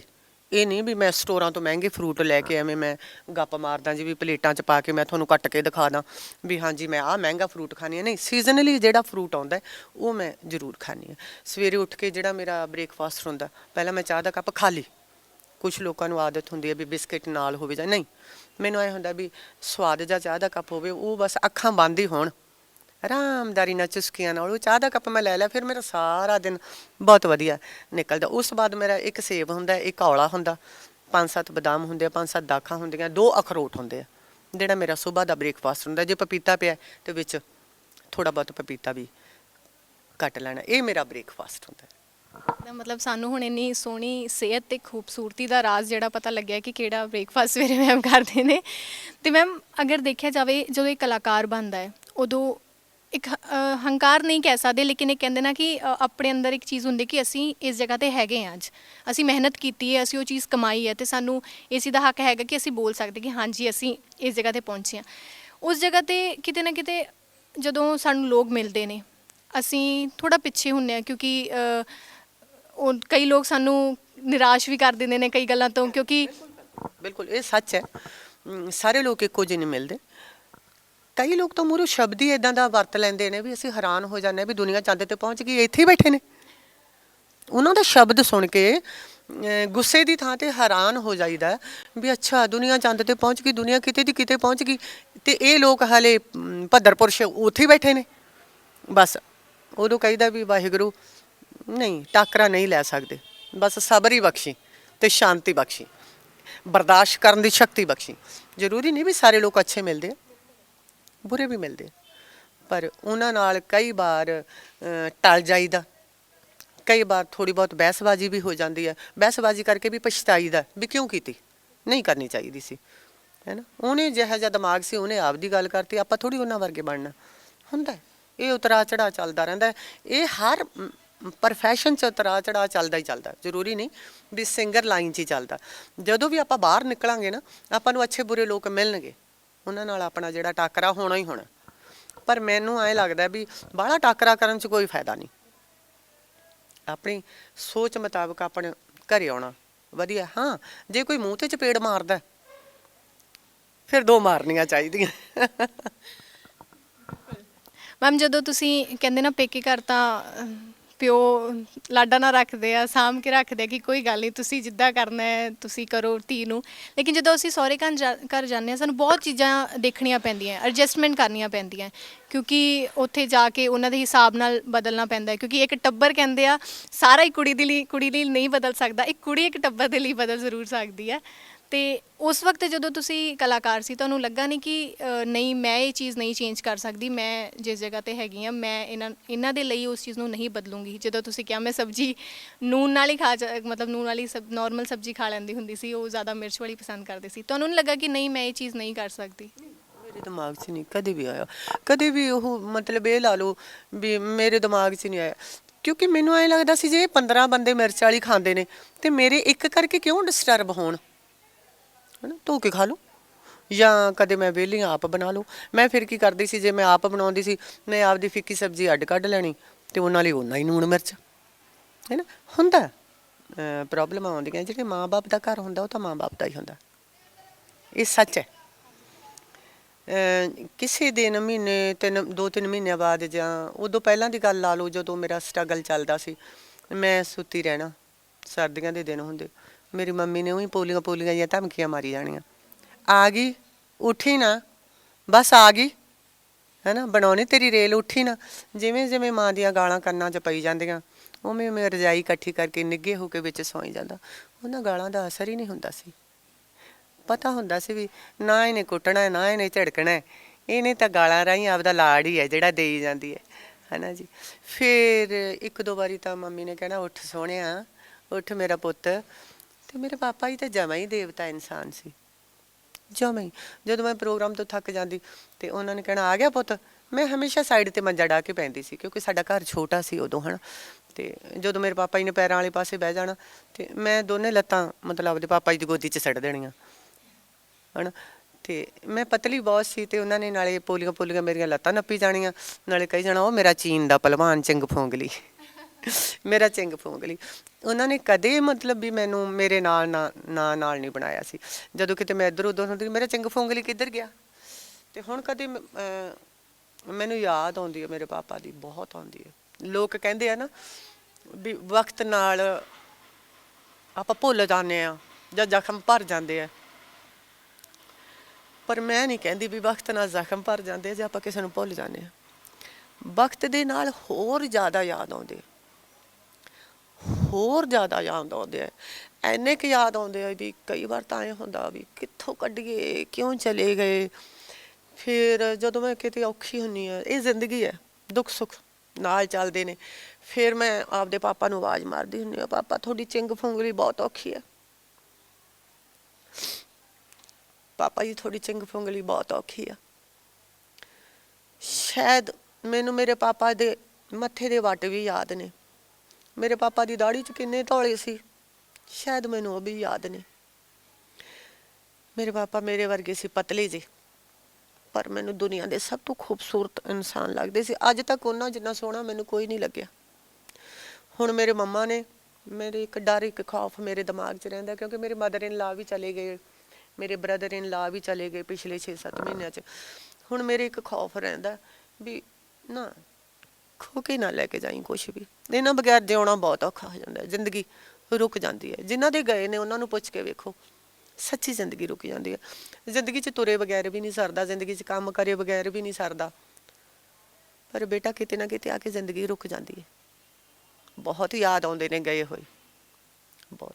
ਮਾਂ ਬਾਪ ਤੇ ਇੱਕ ਐਸੀ ਚੀਜ਼ ਹੈ ਨਾ, ਮੈਂ ਕਹਿੰਦੀ ਬੇਟੀ 90 ਸਾਲ ਦੀ ਵੀ ਹੋ ਜੇ ਨਾ, ਉਹ ਮਰਨ ਵੇਲੇ ਵੀ ਆਪਦੇ ਮਾਂ ਬਾਪ ਨੂੰ ਯਾਦ ਕਰੂ। ਮੈਨੂੰ ਤਾਂ ਐਂ ਲੱਗਦਾ, ਬਾਕੀ ਹੋ ਸਕਦਾ 100 ਚੋਂ 1-2 ਦਾ ਦਿਮਾਗ ਕੁਛ ਹੋਰ ਕਹਿੰਦਾ ਹੋਵੇ, ਹੈ ਨਾ। ਪਰ ਮੇਰੀ ਸੋਚ ਤਾਂ ਇਹ ਕਹਿੰਦੀ ਵੀ ਬੱਚੇ ਬੇਟੀ ਤਾਂ ਖਾਸ ਕਰਕੇ ਭਾਵੇਂ 90 ਸਾਲ ਦੀ ਹੋ ਜੇ, ਐਂਡ ਵੇਲੇ ਉਹ ਆਪਦੇ ਮਾਂ ਬਾਪ ਨੂੰ ਜ਼ਰੂਰ ਯਾਦ ਕਰੂਗੀ। ਮੈਮ ਇਮੋਸ਼ਨਲ ਹੋ ਗਏ ਨੇ ਥੋੜ੍ਹਾ ਜਿਹਾ, ਤੇ ਤੁਸੀਂ ਬਹੁਤ ਸਟਰੋਂਗ ਹੈਗੇ ਹੋ ਮੈਮ।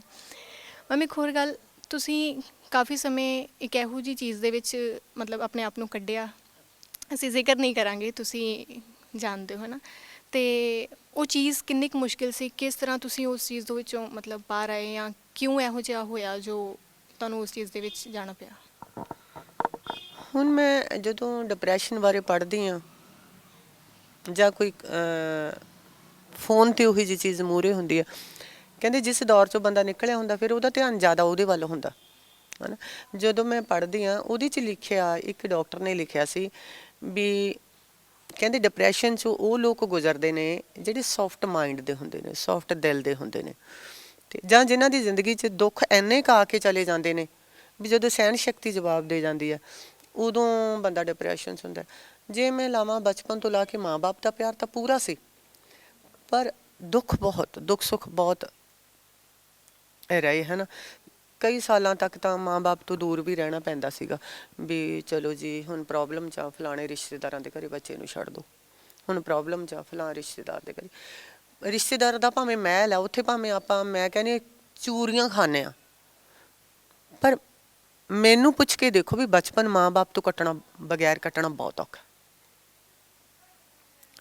ਜਿਹੜੀ ਜਗ੍ਹਾ ਮੈਂ ਹਰ ਪੇਰੈਂਟਸ ਨੂੰ ਇਹ ਕਹੂੰਗੀ ਵੀ ਕਦੇ ਲਾਲਚ ਨਾ ਕਰਿਓ, ਜਿਹੜਾ ਬੱਚੇ ਦਾ ਬਚਪਨਾ ਹੁੰਦਾ ਨਾ ਉਹਨੂੰ ਆਪਦੇ ਕੋਲੇ ਹੀ ਕੱਢਿਓ, ਨਹੀਂ ਇਹ ਦੁੱਖ ਬੱਚੇ ਦੀ ਜ਼ਿੰਦਗੀ 'ਚ ਸਾਰੀ ਉਮਰ ਰਹਿੰਦਾ। ਬਗਾਨੀ ਥਾਂ ਜਿੰਨਾ ਮਰਜ਼ੀ ਪਿਆਰ ਮਿਲਦਾ, ਪਰ ਬੱਚੇ ਦੇ ਅੰਦਰੋਂ ਡਰ ਤੇ ਸਹਿਮ ਨਹੀਂ ਨਿਕਲਦਾ। ਸ਼ਾਇਦ ਉਹ ਡਰ ਤੇ ਸਹਿਮ ਮੇਰੇ ਨਾਲ ਨਾਲ ਤੁਰਿਆ, ਕੁਛ ਕੁ ਟ੍ਰੈਜਡੀਆਂ ਹੋ ਗਈਆਂ, ਉਹ ਡਿਪਰੈਸ਼ਨ ਬਣ ਗਿਆ। ਅੱਜ ਮੈਂ ਹਰ ਪੇਰੈਂਟਸ ਨੂੰ ਇੱਕ ਗੱਲ ਕਹਿਣੀ ਚਾਹਾਂਗੀ ਵੀ ਸਮਾਂ ਤੁਹਾਡੇ 'ਤੇ ਜਿਹੋ ਜਿਹਾ ਮਰਜ਼ੀ ਮਾੜਾ ਹੈ ਨਾ, ਜਦ ਤੱਕ ਤੁਹਾਡਾ ਬੱਚਾ 18, 19, 20 ਸਾਲ ਦਾ ਨਹੀਂ ਹੁੰਦਾ, ਉਹ ਆਪਦੇ ਬੱਚੇ ਨੂੰ ਤੁਸੀਂ ਆਪਦੇ ਆਪ ਤੋਂ ਦੂਰ ਨਾ ਕਰਿਓ। ਬੱਚਾ ਦੱਸਦਾ ਨਹੀਂ ਹੁੰਦਾ। ਮੈਨੂੰ ਪਤਾ ਵੀ ਮੈਂ ਰਾਤਾਂ ਨੂੰ ਰਜ਼ਾਈਆਂ 'ਚ ਮੂੰਹ ਲੈ ਲੈ ਕੇ ਕਿਵੇਂ ਰੋਈਆਂ ਆਪਦੇ ਮਾਂ ਬਾਪ ਲਈ, ਹੈ ਨਾ। ਮੈਨੂੰ ਐਂ ਲੱਗਦਾ ਸੀ ਮੈਂ ਉੱਥੇ ਚਟਨੀ ਨਾ ਖਾ ਲੂੰ, ਮੈਂ ਆਪਦੇ ਆਪ ਹੀ ਰਜਾਈ ਦੇ ਅੰਦਰ, ਮੰਮੀ ਮੈਂ ਚਟਨੀ ਨਾ ਖਾ ਲੂੰ, ਮੰਮੀ ਮੈਂ ਨਹੀਂ ਇੱਕ ਟਾਈਮ ਨਹੀਂ ਖਾਂਦੀ, ਤੁਸੀਂ ਮੈਨੂੰ ਦੂਜੇ ਤੀਜੇ ਟਾਈਮ ਦੇ ਦਿਓ ਪਰ ਆਪਦੇ ਕੋਲੇ ਲੈ ਜਾਓ, ਪਾਪਾ ਜੀ ਮੈਨੂੰ ਆਪਦੇ ਕੋਲੇ ਲੈ ਜਾਓ, ਹੈ ਨਾ। ਵੀ ਇਹ ਦਰਦ ਜਿਹੜਾ ਮੈਂ ਬਚਪਨ 'ਚ ਹੰਢਾਇਆ ਨਾ ਆਪਦੇ ਮਾਂ ਬਾਪ ਤੋਂ, ਕਿਉਂਕਿ ਮੈਂ ਪਿਆਰ ਹੀ ਬਾਹਲਾ ਕਰਦੀ ਸੀ। ਮਾਂ ਬਾਪ ਤੋਂ ਦੂਰ ਰਹਿਣਾ ਵੀ ਇੱਕ ਬਹੁਤ ਤਕੜੀ ਤਰਾਸਦੀ ਹੈ, ਬਹੁਤ ਤਕੜਾ ਦਰਦ ਹੈ। ਅਤੇ ਹੌਲੀ ਹੌਲੀ ਹੌਲੀ ਹੌਲੀ ਹੌਲੀ ਕਹਿੰਦੇ ਜਦੋਂ ਦੁੱਖਾਂ ਦੀ ਕਾਊਂਟਿੰਗ ਵੱਧ ਜਾਂਦੀ ਹੈ, ਫਿਰ ਉਹਨੂੰ ਆਪਾਂ ਡਿਪਰੈਸ਼ਨ ਦਾ ਨਾਂ ਦੇ ਦਿੰਦੇ।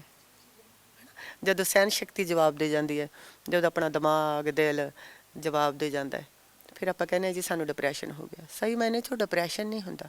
ਜਦੋਂ ਦੁੱਖਾਂ ਦੀ ਮਾੜੇ ਸਮਿਆਂ ਦੀ ਗਿਣਤੀ ਵੱਧ ਜਾਂਦੀ ਹੈ ਨਾ, ਉਦੋਂ ਬੰਦਾ ਲੋੜ ਤੋਂ ਵੱਧ ਉਦਾਸ, ਲੋੜ ਤੋਂ ਵੱਧ ਇਮੋਸ਼ਨਲ, ਲੋੜ ਤੋਂ ਵੱਧ ਭਾਵਕ, ਲੋੜ ਤੋਂ ਵੱਧ ਕਮਜ਼ੋਰ ਹੋ ਜਾਂਦਾ ਹੈ। ਉਹਨੂੰ ਆਪਾਂ ਡਿਪਰੈਸ਼ਨ ਦਾ ਨਾਂ ਦੇ ਦਿੰਦੇ। ਹੁੰਦਾ ਤਾਂ ਕੋਈ ਹਾਦਸਾ ਹੀ ਹੈ। ਫਿਰ ਮੁੰਡਿਆਂ ਦਾ ਐਕਸੀਡੈਂਟ ਹੋ ਗਿਆ, ਬਹੁਤ ਕੁਛ ਹੋਇਆ। ਐਂਡ ਕਰ ਆ ਕੇ ਜਿਵੇਂ ਇੱਕ ਰੋਗ ਬਾਹਰ ਨਹੀਂ ਨਿਕਲਦਾ, ਇੱਕ ਉਹ ਜਵਾਰ ਭਾਟਾ ਨਹੀਂ ਫਟਦਾ, ਕਹਿੰਦੇ ਜੀ ਫਲਾਣੀ ਥਾਂ ਤੇ ਜਵਾਰ ਭਾਟਾ ਫਟ ਗਿਆ। ਫਿਰ ਬਰਿਆਂ ਬਾਅਦ ਜਸਵਿੰਦਰ ਬਰਾੜ ਦਾ ਜਵਾਰ ਭਾਟਾ ਫਟਿਆ ਤੇ ਉਹਨੇ ਡਿਪਰੈਸ਼ਨ ਦਾ ਰੂਪ ਲੈ ਲਿਆ। ਫਿਰ ਉਹਦੇ ਨਾਲ ਮੈਂ 6-7 ਸਾਲ ਘੁਲੀ, ਪਰ ਸੰਗੀਤ, ਮੇਰਾ ਪਰਿਵਾਰ, ਮੇਰੇ ਚਾਹੁਣ ਵਾਲੇ, ਜਿਨ੍ਹਾਂ ਨੇ ਮੈਨੂੰ ਫਿਰ ਡਿਪਰੈਸ਼ਨ ਚੋਂ ਬਾਹਰ ਕੱਢ ਲਿਆ।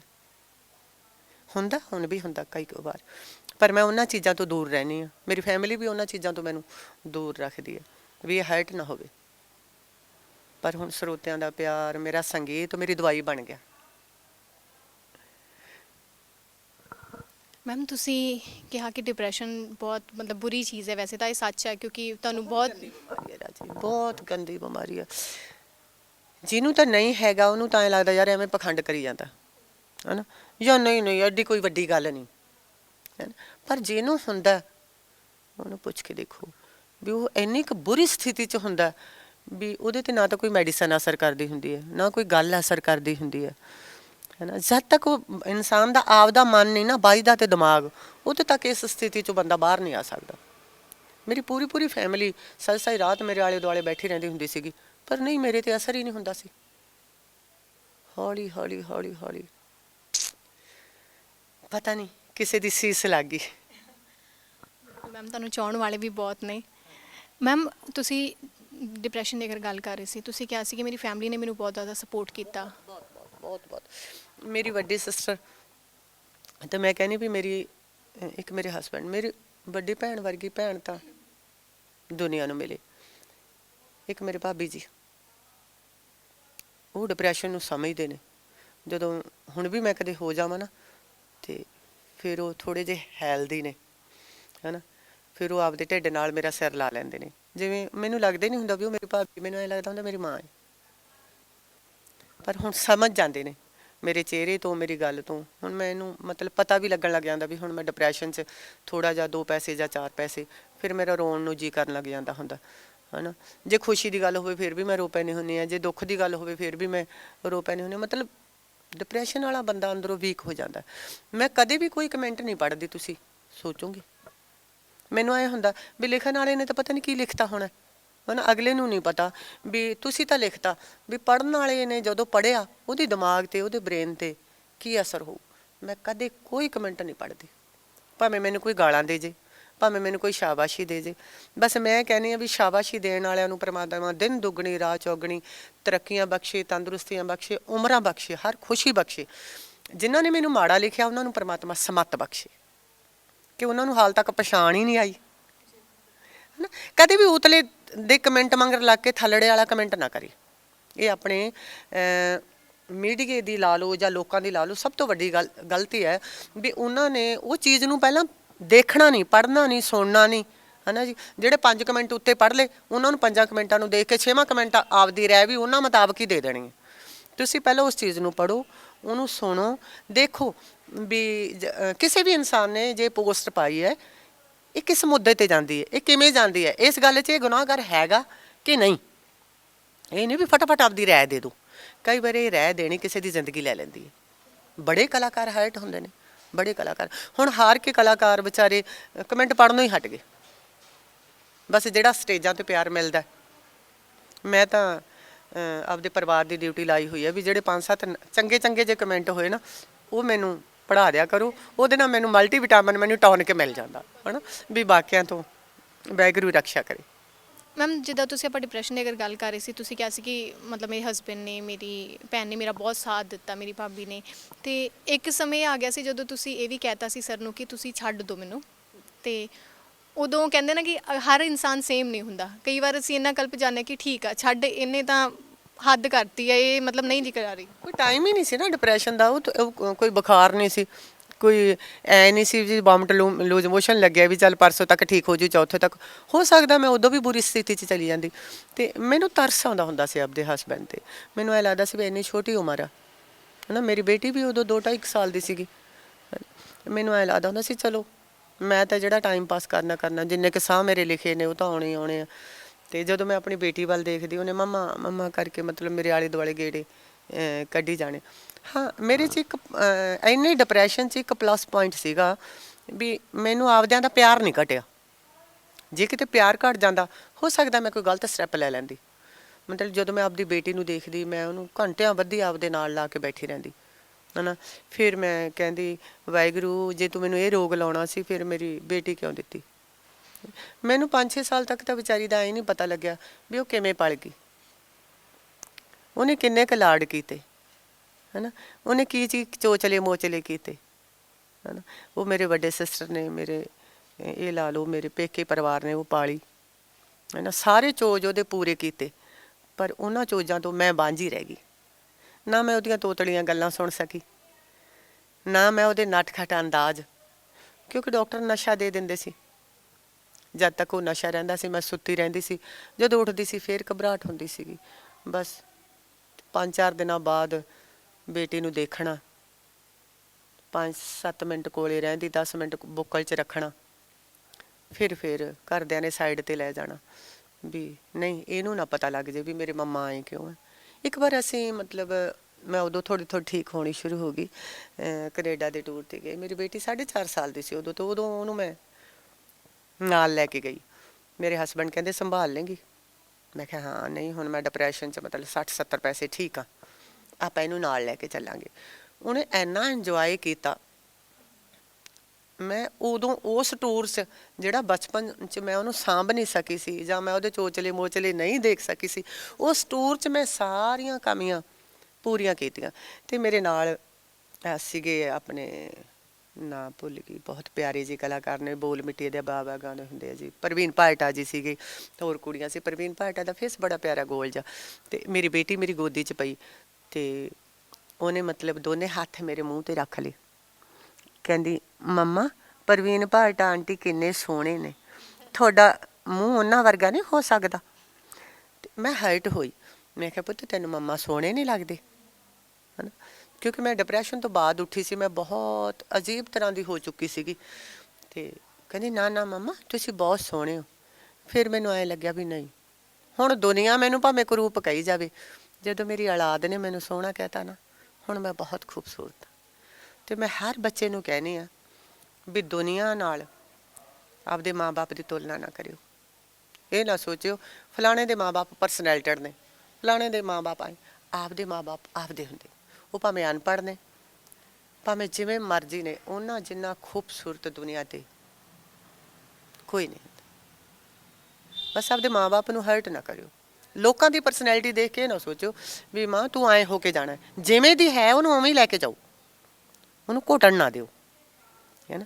ਮੇਰੇ ਮੰਮੀ ਪਾਪਾ ਹੁੰਦੇ ਸੀ, ਭਾਵੇਂ ਮੇਰੇ ਘਰੇ ਮੰਤਰੀ ਆ ਜਾਂਦਾ, ਮੈਂ ਉਵੇਂ ਦੀ ਉਵੇਂ ਆਪਦੇ ਮੰਮੀ ਪਾਪਾ ਨੂੰ ਲੈ ਜਾਂਦੀ ਸੀ, ਆਹ ਮੇਰੇ ਪਾਪਾ ਆਹ ਮੇਰੇ ਮੰਮਾ। ਮੈਂ ਉਹਨਾਂ ਦਾ ਅੰਦਾਜ਼ ਬਦਲਣ ਦੀ ਕਦੇ ਕੋਸ਼ਿਸ਼ ਨਹੀਂ ਕੀਤੀ ਸੀ, ਕਿਉਂਕਿ ਜਿਨ੍ਹਾਂ ਨੇ ਸਾਨੂੰ ਬਣਾਇਆ ਅਤੇ ਅਸੀਂ ਉਹਨਾਂ ਨੂੰ ਕੀ ਬਦਲ ਸਕਦੇ ਹਾਂ, ਅਸੀਂ ਉਹਨਾਂ ਨੂੰ ਕੀ ਬਣਾ ਸਕਦੇ ਹਾਂ। ਜਿਨ੍ਹਾਂ ਨੇ ਸਾਨੂੰ ਪੈਦਾ ਕੀਤਾ, ਪਾਣੀ ਦੇ ਦੇ ਕੇ ਸਾਡੇ ਵਰਗੇ ਰੁੱਖਾਂ ਨੂੰ ਇੱਥੋਂ ਤੱਕ ਪਹੁੰਚਾਇਆ, ਅਤੇ ਸਾਡੀ ਕੀ ਜ਼ਰੂਰਤ ਹੈ। ਹਾਂ, ਸਾਡੀ ਇੰਨੀ ਕੁ ਪਰਮਾਤਮਾ ਸਾਨੂੰ ਪਾਵਰ ਦੇਵੇ ਵੀ ਅਸੀਂ ਆਪਦੇ ਮਾਂ ਬਾਪ ਦੀ ਸੇਵਾ ਕਰ ਸਕੀਏ, ਉਹਨਾਂ ਨੂੰ ਪੁੱਛ ਸਕੀਏ ਜਦੋਂ ਕੁਛ ਬਣ ਜਾਈਏ ਵੀ ਤੁਸੀਂ ਕੁਛ ਪਾਉਣਾ, ਤੁਸੀਂ ਕਿਤੇ ਘੁੰਮਣ ਜਾਣਾ, ਤੁਸੀਂ ਕਿਸੇ ਤੀਰਥ ਯਾਤਰਾ 'ਤੇ ਜਾਣਾ, ਜਾਂ ਤੁਸੀਂ ਕੁਛ ਚੀਜ਼ ਪਸੰਦ ਕਰਦੇ ਹੋ, ਸਾਡੇ ਨਾਲ ਬਹਿਣਾ ਪਸੰਦ ਕਰਦੇ ਹੋ, ਕੀ ਕਰਨਾ ਚਾਹੁੰਦੇ ਹੋ, ਇਹ ਸਾਡੇ ਫਰਜ਼ ਬਣਦੇ।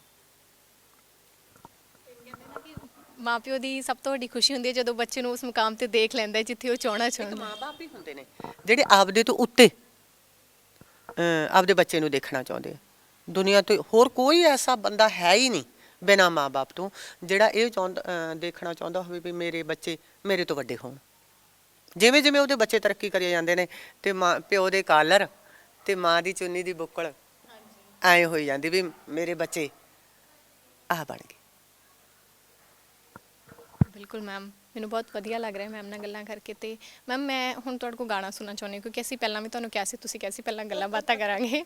ਤੇ ਮੈਨੂੰ ਹੁਣ ਤੁਸੀਂ ਪਹਿਲਾਂ ਮਤਲਬ ਸਾਡੇ ਦਰਸ਼ਕਾਂ ਨੂੰ ਇੱਕ ਗਾਣਾ ਸੁਣਾਓ, ਉਸ ਤੋਂ ਬਾਅਦ ਆਪਾਂ ਹੋਰ ਗੱਲਾਂ ਬਾਤਾਂ ਕਰਾਂਗੇ। ਉਸ ਤੋਂ ਬਾਅਦ ਤੁਸੀਂ ਸ਼ੋਅ 'ਤੇ ਵੀ ਜਾਣਾ ਹੈ ਮਤਲਬ, ਤੇ ਫਿਰ ਮੈਂ ਕਿਹਾ ਤੁਹਾਡਾ ਜ਼ਿਆਦਾ ਟਾਈਮ ਅਸੀਂ ਨਹੀਂ ਲਵਾਂਗੇ, ਸੋ ਜਲਦੀ ਜਲਦੀ ਆਪਾਂ।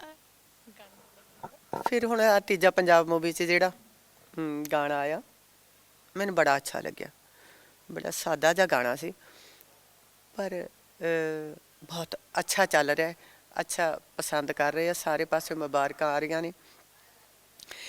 ਇਹ ਜਿਹੜਾ ਸ਼ੇਅਰ ਸੀ ਇਹ ਨੇਕ ਦੰਦੀਵਾਲ ਭਾਜੀ ਦਾ ਲਿਖਿਆ ਹੋਇਆ ਸੀ, ਹੈ ਗੀਤ ਸੀ ਪਰ ਐਜ ਏ ਸ਼ੇਅਰ ਅਸੀਂ ਇਹਨੂੰ ਯੂਜ਼ ਕੀਤਾ ਕਿ ਮਗਰਮੱਛ ਦੇ ਹੰਝੂ ਨਕਲੀ ਯਾਰ ਬਹਾਉਂਦੇ ਨੇ, ਮਗਰਮੱਛ ਦੇ ਹੰਝੂ ਨਕਲੀ ਯਾਰ ਬਹਾਉਂਦੇ ਨੇ, ਦਾ ਲੱਗੇ ਤੋਂ ਬੁੱਕਲ ਦੇ ਸੱਪ ਡੰਗ ਚਲਾਉਂਦੇ ਨੇ, ਦੀਨ ਧਰਮ ਤੋਂ ਹੱਲੇ ਦਾ ਇਤਬਾਰ ਨਹੀਂ ਹੁੰਦਾ, ਨਮਕ ਹਰਾਮੀ ਬੰਦੇ ਦਾ ਕੋਈ ਯਾਰ ਨਹੀਂ ਹੁੰਦਾ, ਜਣੇ ਖਣੇ ਨਾਲ ਲੋਕੋ ਇਸ਼ਕ ਵਪਾਰ ਨਹੀਂ ਹੁੰਦਾ। ਇਹ ਸ਼ੇਰ ਅਸੀਂ ਗਾਣੇ ਦੇ ਪਹਿਲਾਂ ਲਾਇਆ।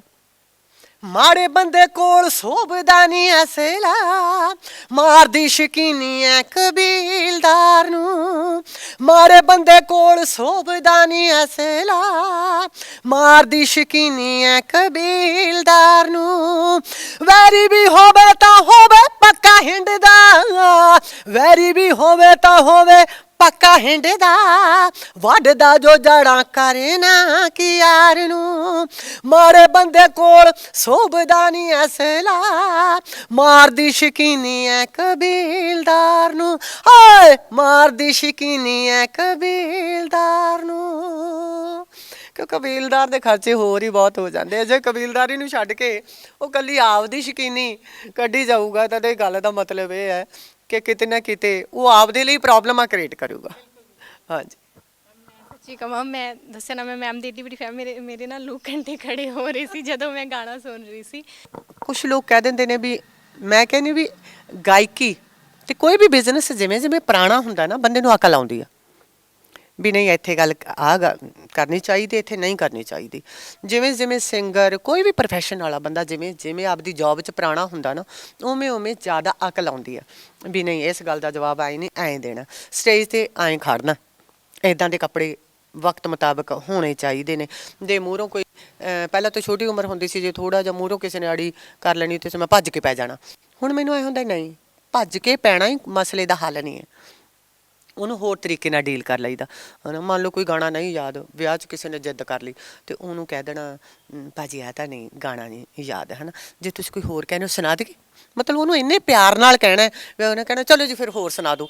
ਪਹਿਲਾਂ ਛੋਟੀ ਉਮਰ 'ਚ ਕੀ ਹੁੰਦਾ ਸੀ, ਅਗਲੇ ਦੇ ਗਲ ਪੈ ਜਾਈਦਾ ਸੀ ਵੀ ਲੈ ਇਹ ਤਾਂ ਸਾਡਾ ਗਾਣਾ ਹੈ ਹੀ ਨਹੀਂ, ਅਸੀਂ ਕਿਵੇਂ ਸੁਣਾ ਦੇਈਏ। ਅਤੇ ਹੁਣ ਮੈਨੂੰ ਐਂ ਹੁੰਦਾ ਵੀ ਗਾਣਾ ਭਾਵੇਂ ਉਹ ਕਿਸੇ ਦਾ ਹੀ ਹੋਵੇ, ਜੇ ਮੇਰੇ ਉਹ ਦੋ ਲਾਈਨਾਂ ਗਾਉਣ ਨਾਲ ਮੇਰਾ ਸਰੋਤਾ ਸਾਹਮਣੇ ਖੁਸ਼ ਹੁੰਦਾ ਤੇ ਮੈਨੂੰ ਉਹ ਦੋ ਲਾਈਨਾਂ ਗਾ ਕੇ ਕੀ ਇਤਰਾਜ਼ ਹੈ। ਕਿਉਂਕਿ ਲੋਕਾਂ ਦੇ ਗਾਣੇ, ਦੂਜੇ ਕਲਾਕਾਰਾਂ ਦੇ ਗਾਣੇ ਗਾ ਗਾ ਕੇ ਤੇ ਮੈਂ ਇੱਥੋਂ ਤੱਕ ਪਹੁੰਚੀ ਹਾਂ, ਅਤੇ ਜੇ ਅੱਜ ਮੇਰੇ ਗਾਣੇ ਆ ਗਏ, ਹੁਣ ਕਿਉਂ ਨਹੀਂ ਮੈਂ ਕਿਸੇ ਦਾ ਗਾਣਾ ਗਾ ਸਕਦੀ, ਮੈਂ ਗਾ ਸਕਦੀ ਹਾਂ। ਹਾਂ ਸਿੱਧੂ ਮੂਸੇਵਾਲਾ ਨੇ ਜਦੋਂ ਮਤਲਬ, ਮੇਰਾ ਭਤੀਜ ਹੈ ਜੀ, ਵਾਹਿਗੁਰੂ ਉਹਨੂੰ ਲੰਮੀਆਂ ਉਮਰਾਂ ਬਖਸ਼ੇ, ਮੈਨੂੰ ਨਹੀਂ ਪਤਾ ਸੀ ਬਿਲਕੁਲ ਵੀ, ਤੁਸੀਂ ਯਕੀਨ ਮੰਨਿਓ ਮੈਂ ਤੁਹਾਨੂੰ ਇੰਟਰਵਿਊ ਦੇ ਰਹੀ ਹਾਂ, ਮੈਂ ਟੌਰ ਨਾਲ, ਗਰਮੀ ਦਾ ਮਹੀਨਾ ਸੀ, ਲੋਕਡਾਊਨ ਲੱਗਿਆ ਹੋਇਆ ਸੀਗਾ ਅਤੇ ਮੈਂ ਘਰੇ, ਅਤੇ ਸ਼ਾਮ ਨੂੰ ਮੈਨੂੰ ਲੱਭ ਨੇ ਇੱਕ ਨਿਊਜ਼ ਪੜ੍ਹਾਈ, ਕਹਿੰਦਾ ਮੰਮਾ, ਮੈਂ ਕਿਹਾ ਪੁੱਤ ਇਹ ਤਾਂ ਕੁਛ ਨਾ ਕੁਛ ਲਿਖਦੇ ਹੀ ਰਹਿੰਦੇ ਆ ਹੈ ਨਾ।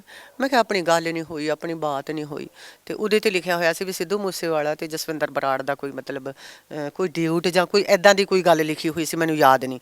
ਅਤੇ ਅਸੀਂ ਐਂ ਕਹਿ ਕੇ ਮਤਲਬ ਸ਼ਾਮ ਜੇ ਦਾ ਵੇਲਾ ਸੀ 5-6 ਵਜੇ ਦਾ, ਅਤੇ ਅਸੀਂ ਮੇਰਾ ਖਿਆਲ ਸੌਂ ਗਏ ਸੀ ਜਾਂ ਨਹੀਂ, ਅਤੇ ਫਿਰ ਮਤਲਬ ਸਾਰੇ ਜੋ ਫੈਮਿਲੀ ਦੇ ਬੱਚੇ ਨੇ ਉਹ ਜ਼ਿਆਦਾ ਰਹਿੰਦੇ ਆ ਨਾ ਫੇਸਬੁੱਕ 'ਤੇ, ਅਤੇ ਉਹ ਕਹਿੰਦੇ ਮੰਮਾ ਦੇਖੋ, ਅਤੇ ਸਿੱਧੂ ਨੇ ਤੁਹਾਡਾ ਗਾਣੇ 'ਚ ਇਸ ਟਾਈਪ ਨਾਲ ਮਤਲਬ ਉਹ ਕੀਤਾ। ਮੈਨੂੰ ਇੰਨੀ ਕੁ ਖੁਸ਼ੀ ਹੋਈ, ਬਹੁਤ ਖੁਸ਼ੀ ਹੋਈ, ਬਹੁਤ ਖੁਸ਼ੀ ਹੋਈ। ਫਿਰ ਮੈਂ ਸਪੈਸ਼ਲ ਜਾ ਕੇ ਵੀ ਆਈ, ਥੈਂਕ ਯੂ ਕਰਕੇ ਆਈ ਵੀ ਬਾਕੀ ਸਭ ਗੱਲਾਂ ਛੱਡ ਦਿਓ। ਜਦੋਂ ਬੱਚਾ, ਅੱਜ ਦਾ ਬੱਚਾ ਕਿਸੇ ਸੀਨੀਅਰ ਕਲਾਕਾਰ ਦੀ ਰਿਸਪੈਕਟ ਕਰਦਾ, ਅਤੇ ਕਲਾਕਾਰ ਦਾ ਵੀ ਫਰਜ਼ ਬਣਦਾ ਹੈ ਵੀ ਉਹਨੂੰ ਐਪਰੀਸ਼ੀਏਟ ਕਰੇ ਅਤੇ ਉਹਦਾ ਥੈਂਕ ਯੂ ਕਰੇ, ਹੈ ਨਾ। ਮੰਨ ਲਓ ਕੋਈ ਬੱਚਾ ਹੈ ਆਪਦੀ ਮਾਂ ਨੂੰ ਕਹਿੰਦਾ ਵੀ ਮੰਮਾ ਤੁਸੀਂ ਫੁਲਕਾ ਬਹੁਤ ਸੋਹਣਾ ਬਣਾਇਆ ਹੈ ਨਾ, ਜਾਂ ਸਾਡੀ ਮਾਂ ਵਰਗੀ ਰੋਟੀ ਕੋਈ ਨਹੀਂ ਬਣਾ ਸਕਦਾ, ਅਤੇ ਮਾਂ ਦਾ ਫਰਜ਼ ਵੀ ਬਣਦਾ ਜਾ ਕੇ ਹੈ ਨਾ ਬੱਚੇ ਨੂੰ ਕਵੇ ਵੀ ਥੈਂਕ ਯੂ ਤੂੰ ਮੇਰੀ ਰੋਟੀ ਨੂੰ ਸਰਾਹਿਆ ਹਨ। ਤੇ ਮੇਰਾ ਫਰਜ਼ ਬਣਦਾ ਸੀ ਵੀ ਮੈਂ ਸਿੱਧੂ ਨੂੰ ਜਾ ਕੇ ਕਹਾਂ ਵੀ ਥੈਂਕ ਯੂ, ਤੈਨੂੰ ਮੇਰਾ ਮਿਰਜ਼ਾ ਅੱਛਾ ਲੱਗਿਆ, ਹਨ। ਤੇ ਬਹੁਤ ਕੁਝ ਲੋਕਾਂ ਨੇ ਕਿਹਾ, ਲੋਕਾਂ ਦੀ ਫਿਤਰਤ ਹੈ, ਪਰ ਮੈਂ ਨੇੜਿਓਂ ਜਾਣਦੀ ਹਾਂ, ਨੇੜਿਓਂ, ਬਿਲਕੁਲ ਨੇੜਿਓਂ। ਹੁਣ ਕੇਸ਼ਵ ਮੁਖਰਜੀ ਸੀ ਫਿਲਮਾਂ 'ਚ, ਉਹ ਇੱਕ ਸ਼ਰਾਬੀ ਦਾ ਰੋਲ ਅਦਾ ਕਰਦੇ ਹੁੰਦੇ ਸੀ। ਤੇ ਤੁਸੀਂ ਮੇਰਾ ਖਿਆਲ ਸੁਣ ਕੇ ਹੈਰਾਨ ਹੋਵੋਗੇ ਵੀ ਉਹਨਾਂ ਨੇ ਜ਼ਿੰਦਗੀ 'ਚ ਕਦੇ ਸ਼ਰਾਬ ਟੱਚ ਵੀ ਨਹੀਂ ਕੀਤੀ ਸੀ। ਪ੍ਰੇਮ ਚੋਪੜਾ ਜੀ ਵਿਲਨ ਦਾ ਰੋਲ ਕਰਦੇ ਰਹੇ ਨੇ, ਹੈ ਨਾ ਜੀ। ਅਮਰੀਸ਼ ਪੁਰੀ ਸਾਹਿਬ ਲਾ ਲਓ, ਇਹ ਸਾਰੇ ਵਿਲਨ ਦਾ ਰੋਲ ਕਰਦੇ ਰਹੇ ਨੇ, ਪਰ ਆਮ ਜ਼ਿੰਦਗੀ 'ਚ ਇਹ ਇੰਨੇ ਕੁ ਨੋਰਮਲ ਇਨਸਾਨ ਸੀ, ਹੈ ਨਾ। ਵੀਡੀਓ 'ਚ ਕਲਾਕਾਰ ਨੇ ਆਪਦੇ ਆਪਦੇ ਅਲੱਗ-ਅਲੱਗ ਰੋਲ ਦਿਖਾਉਣੇ ਹੁੰਦੇ ਨੇ, ਨਾ ਕਿ ਉਹ ਨਿੱਜੀ ਜ਼ਿੰਦਗੀ 'ਚ ਉੱਦਾਂ ਦਾ ਹੁੰਦਾ। ਹੋ ਸਕਦਾ ਗਾਣਿਆਂ ਤੋਂ ਆਪੋਜ਼ਿਟ ਹੀ ਉਹ ਸ਼ਖਸੀਅਤ ਹੋਵੇ। ਕਦੇ ਮਿਲ ਕੇ ਤਾਂ ਦੇਖੋ, ਕਦੇ ਐਸੇ ਕਿਸੇ ਕਲਾਕਾਰ ਨਾਲ ਗੱਲ ਕਰਕੇ ਤਾਂ ਦੇਖੋ ਵੀ ਉਹ ਕੈਸਾ ਇਨਸਾਨ ਹੈ। ਕਿਹਾ ਸੀ ਕਿ ਅਸੀਂ ਸਿਰਫ ਅਗਰ ਸਿੱਕੇ ਦੇ ਦੋ ਪਹਿਲੂ ਹੁੰਦੇ, ਅਸੀਂ ਸਿਰਫ ਇੱਕ ਪਹਿਲੂ ਦੇਖਦੇ ਹਾਂ, ਦੂਜਾ ਜਿਹੜਾ ਉਹ ਲੁਕਾ ਕੇ ਰੱਖਦਾ, ਕਦੀ ਉਹਨੂੰ ਦੇਖਣ ਦਾ ਮੌਕਾ ਨਹੀਂ ਮਿਲਦਾ। ਉਹ ਲੁਕਾ ਕੇ ਨਹੀਂ ਰੱਖਦਾ, ਲੋਕ ਦੇਖਣਾ ਹੀ ਨਹੀਂ ਚਾਹੁੰਦੇ ਉਹਦਾ ਦੂਜਾ ਪਹਿਲੂ। ਕਲਾਕਾਰ ਕੁਛ ਨਹੀਂ ਲੁਕਾਉਂਦਾ, ਕਲਾਕਾਰ ਸੇਮ ਹੀ ਹੁੰਦਾ। ਮੇਰੀ ਸੋਚ ਤਾਂ ਇਹ ਆ, ਹੈ ਨਾ, ਵੀ ਉਹਨੇ ਤਾਂ ਐਕਟ ਕਰਨਾ ਹੁੰਦਾ। ਹੁਣ ਆ ਤੀਜਾ ਪੰਜਾਬ 'ਚ ਨਿਮਰਤ ਖਹਿਰਾ ਨੇ ਐਕਟ ਕੀਤਾ, ਹੈ ਨਾ, ਆਪਦਾ ਰੋਲ ਅਦਾ ਕੀਤਾ, ਨਾ ਕਿ ਉਹ ਮਤਲਬ ਉਹਨਾਂ ਦੀ ਜਿਹੜੀ ਲਾਈਫ ਹੈ ਉਹ ਅਲੱਗ ਹੋਊਗੀ। ਜੇ ਉਸ ਰੋਲ ਨਾਲ ਉਹਨਾਂ ਨੂੰ ਆਪਾਂ ਜੋੜ ਦਾਂਗੇ, ਇਹ ਆਪਣੀ ਗਲਤੀ ਹੈ। ਉਹਨਾਂ ਨੇ ਫਿਲਮ ਮੁਤਾਬਕ ਜੋ ਕਿਸਾਨੀ ਮੁੱਦੇ 'ਤੇ ਫਿਲਮ ਬਣੀ ਸੀ ਵੀ ਉਹ ਔਰਤ ਆਪਦੀ ਜ਼ਮੀਨ ਨੂੰ ਇੰਨਾ ਪਿਆਰ ਕਰਦੀ ਹੈ, ਉਹ ਕਹਿੰਦੀ ਮੈਂ ਤਾਂ ਕਿਸੇ ਨੂੰ ਕੌਲੀ ਨਹੀਂ ਦਿੰਦੀ, ਤੂੰ ਜ਼ਮੀਨ ਦੇਣ ਦੀ ਗੱਲ ਕਰਦਾ, ਹੈ ਨਾ। ਇਹ ਰੋਲ ਹੁੰਦੇ ਨੇ, ਜਿਵੇਂ ਫਿਲਮਾਂ 'ਚ ਰੋਲ ਕਰਦੇ ਉਵੇਂ ਗਾਣੇ 'ਚ ਵੀ ਸਾਨੂੰ ਐਕਟ ਕਰਨਾ ਪੈਂਦਾ, ਹੈ ਨਾ, ਉਵੇਂ ਕਰਨਾ ਪੈਂਦਾ। ਪਰ ਜ਼ਰੂਰੀ ਤਾਂ ਨਹੀਂ ਵੀ ਜੇ ਅਸੀਂ ਮੰਨ ਲਓ ਮੈਂ ਹੁਣ ਰੱਖਣੀ ਤਾਂ ਸੌਖੀ ਹੈ, ਚਲਾਉਣੀ ਔਖੀ ਹੈ, ਭਾਵੇਂ ਜਾਣਾ ਖਾਣਾ ਰੱਖਦਾ। ਬੰਟੀ ਬੈਂਸ ਜੀ ਦਾ ਲਿਖਿਆ ਗਾਣਾ, ਕਿੱਡ ਦਾ ਮਿਊਜ਼ਿਕ ਹੈ, 59/11 'ਚ ਰਿਲੀਜ਼ ਹੋਇਆ। ਅਤੇ ਜ਼ਰੂਰੀ ਤਾਂ ਨਹੀਂ ਵੀ ਹੁਣ ਉਹ ਦਨਾਲ ਮੈਂ ਮੋਢੇ 'ਤੇ ਹੀ ਰੱਖਦੀ ਹਾਂ।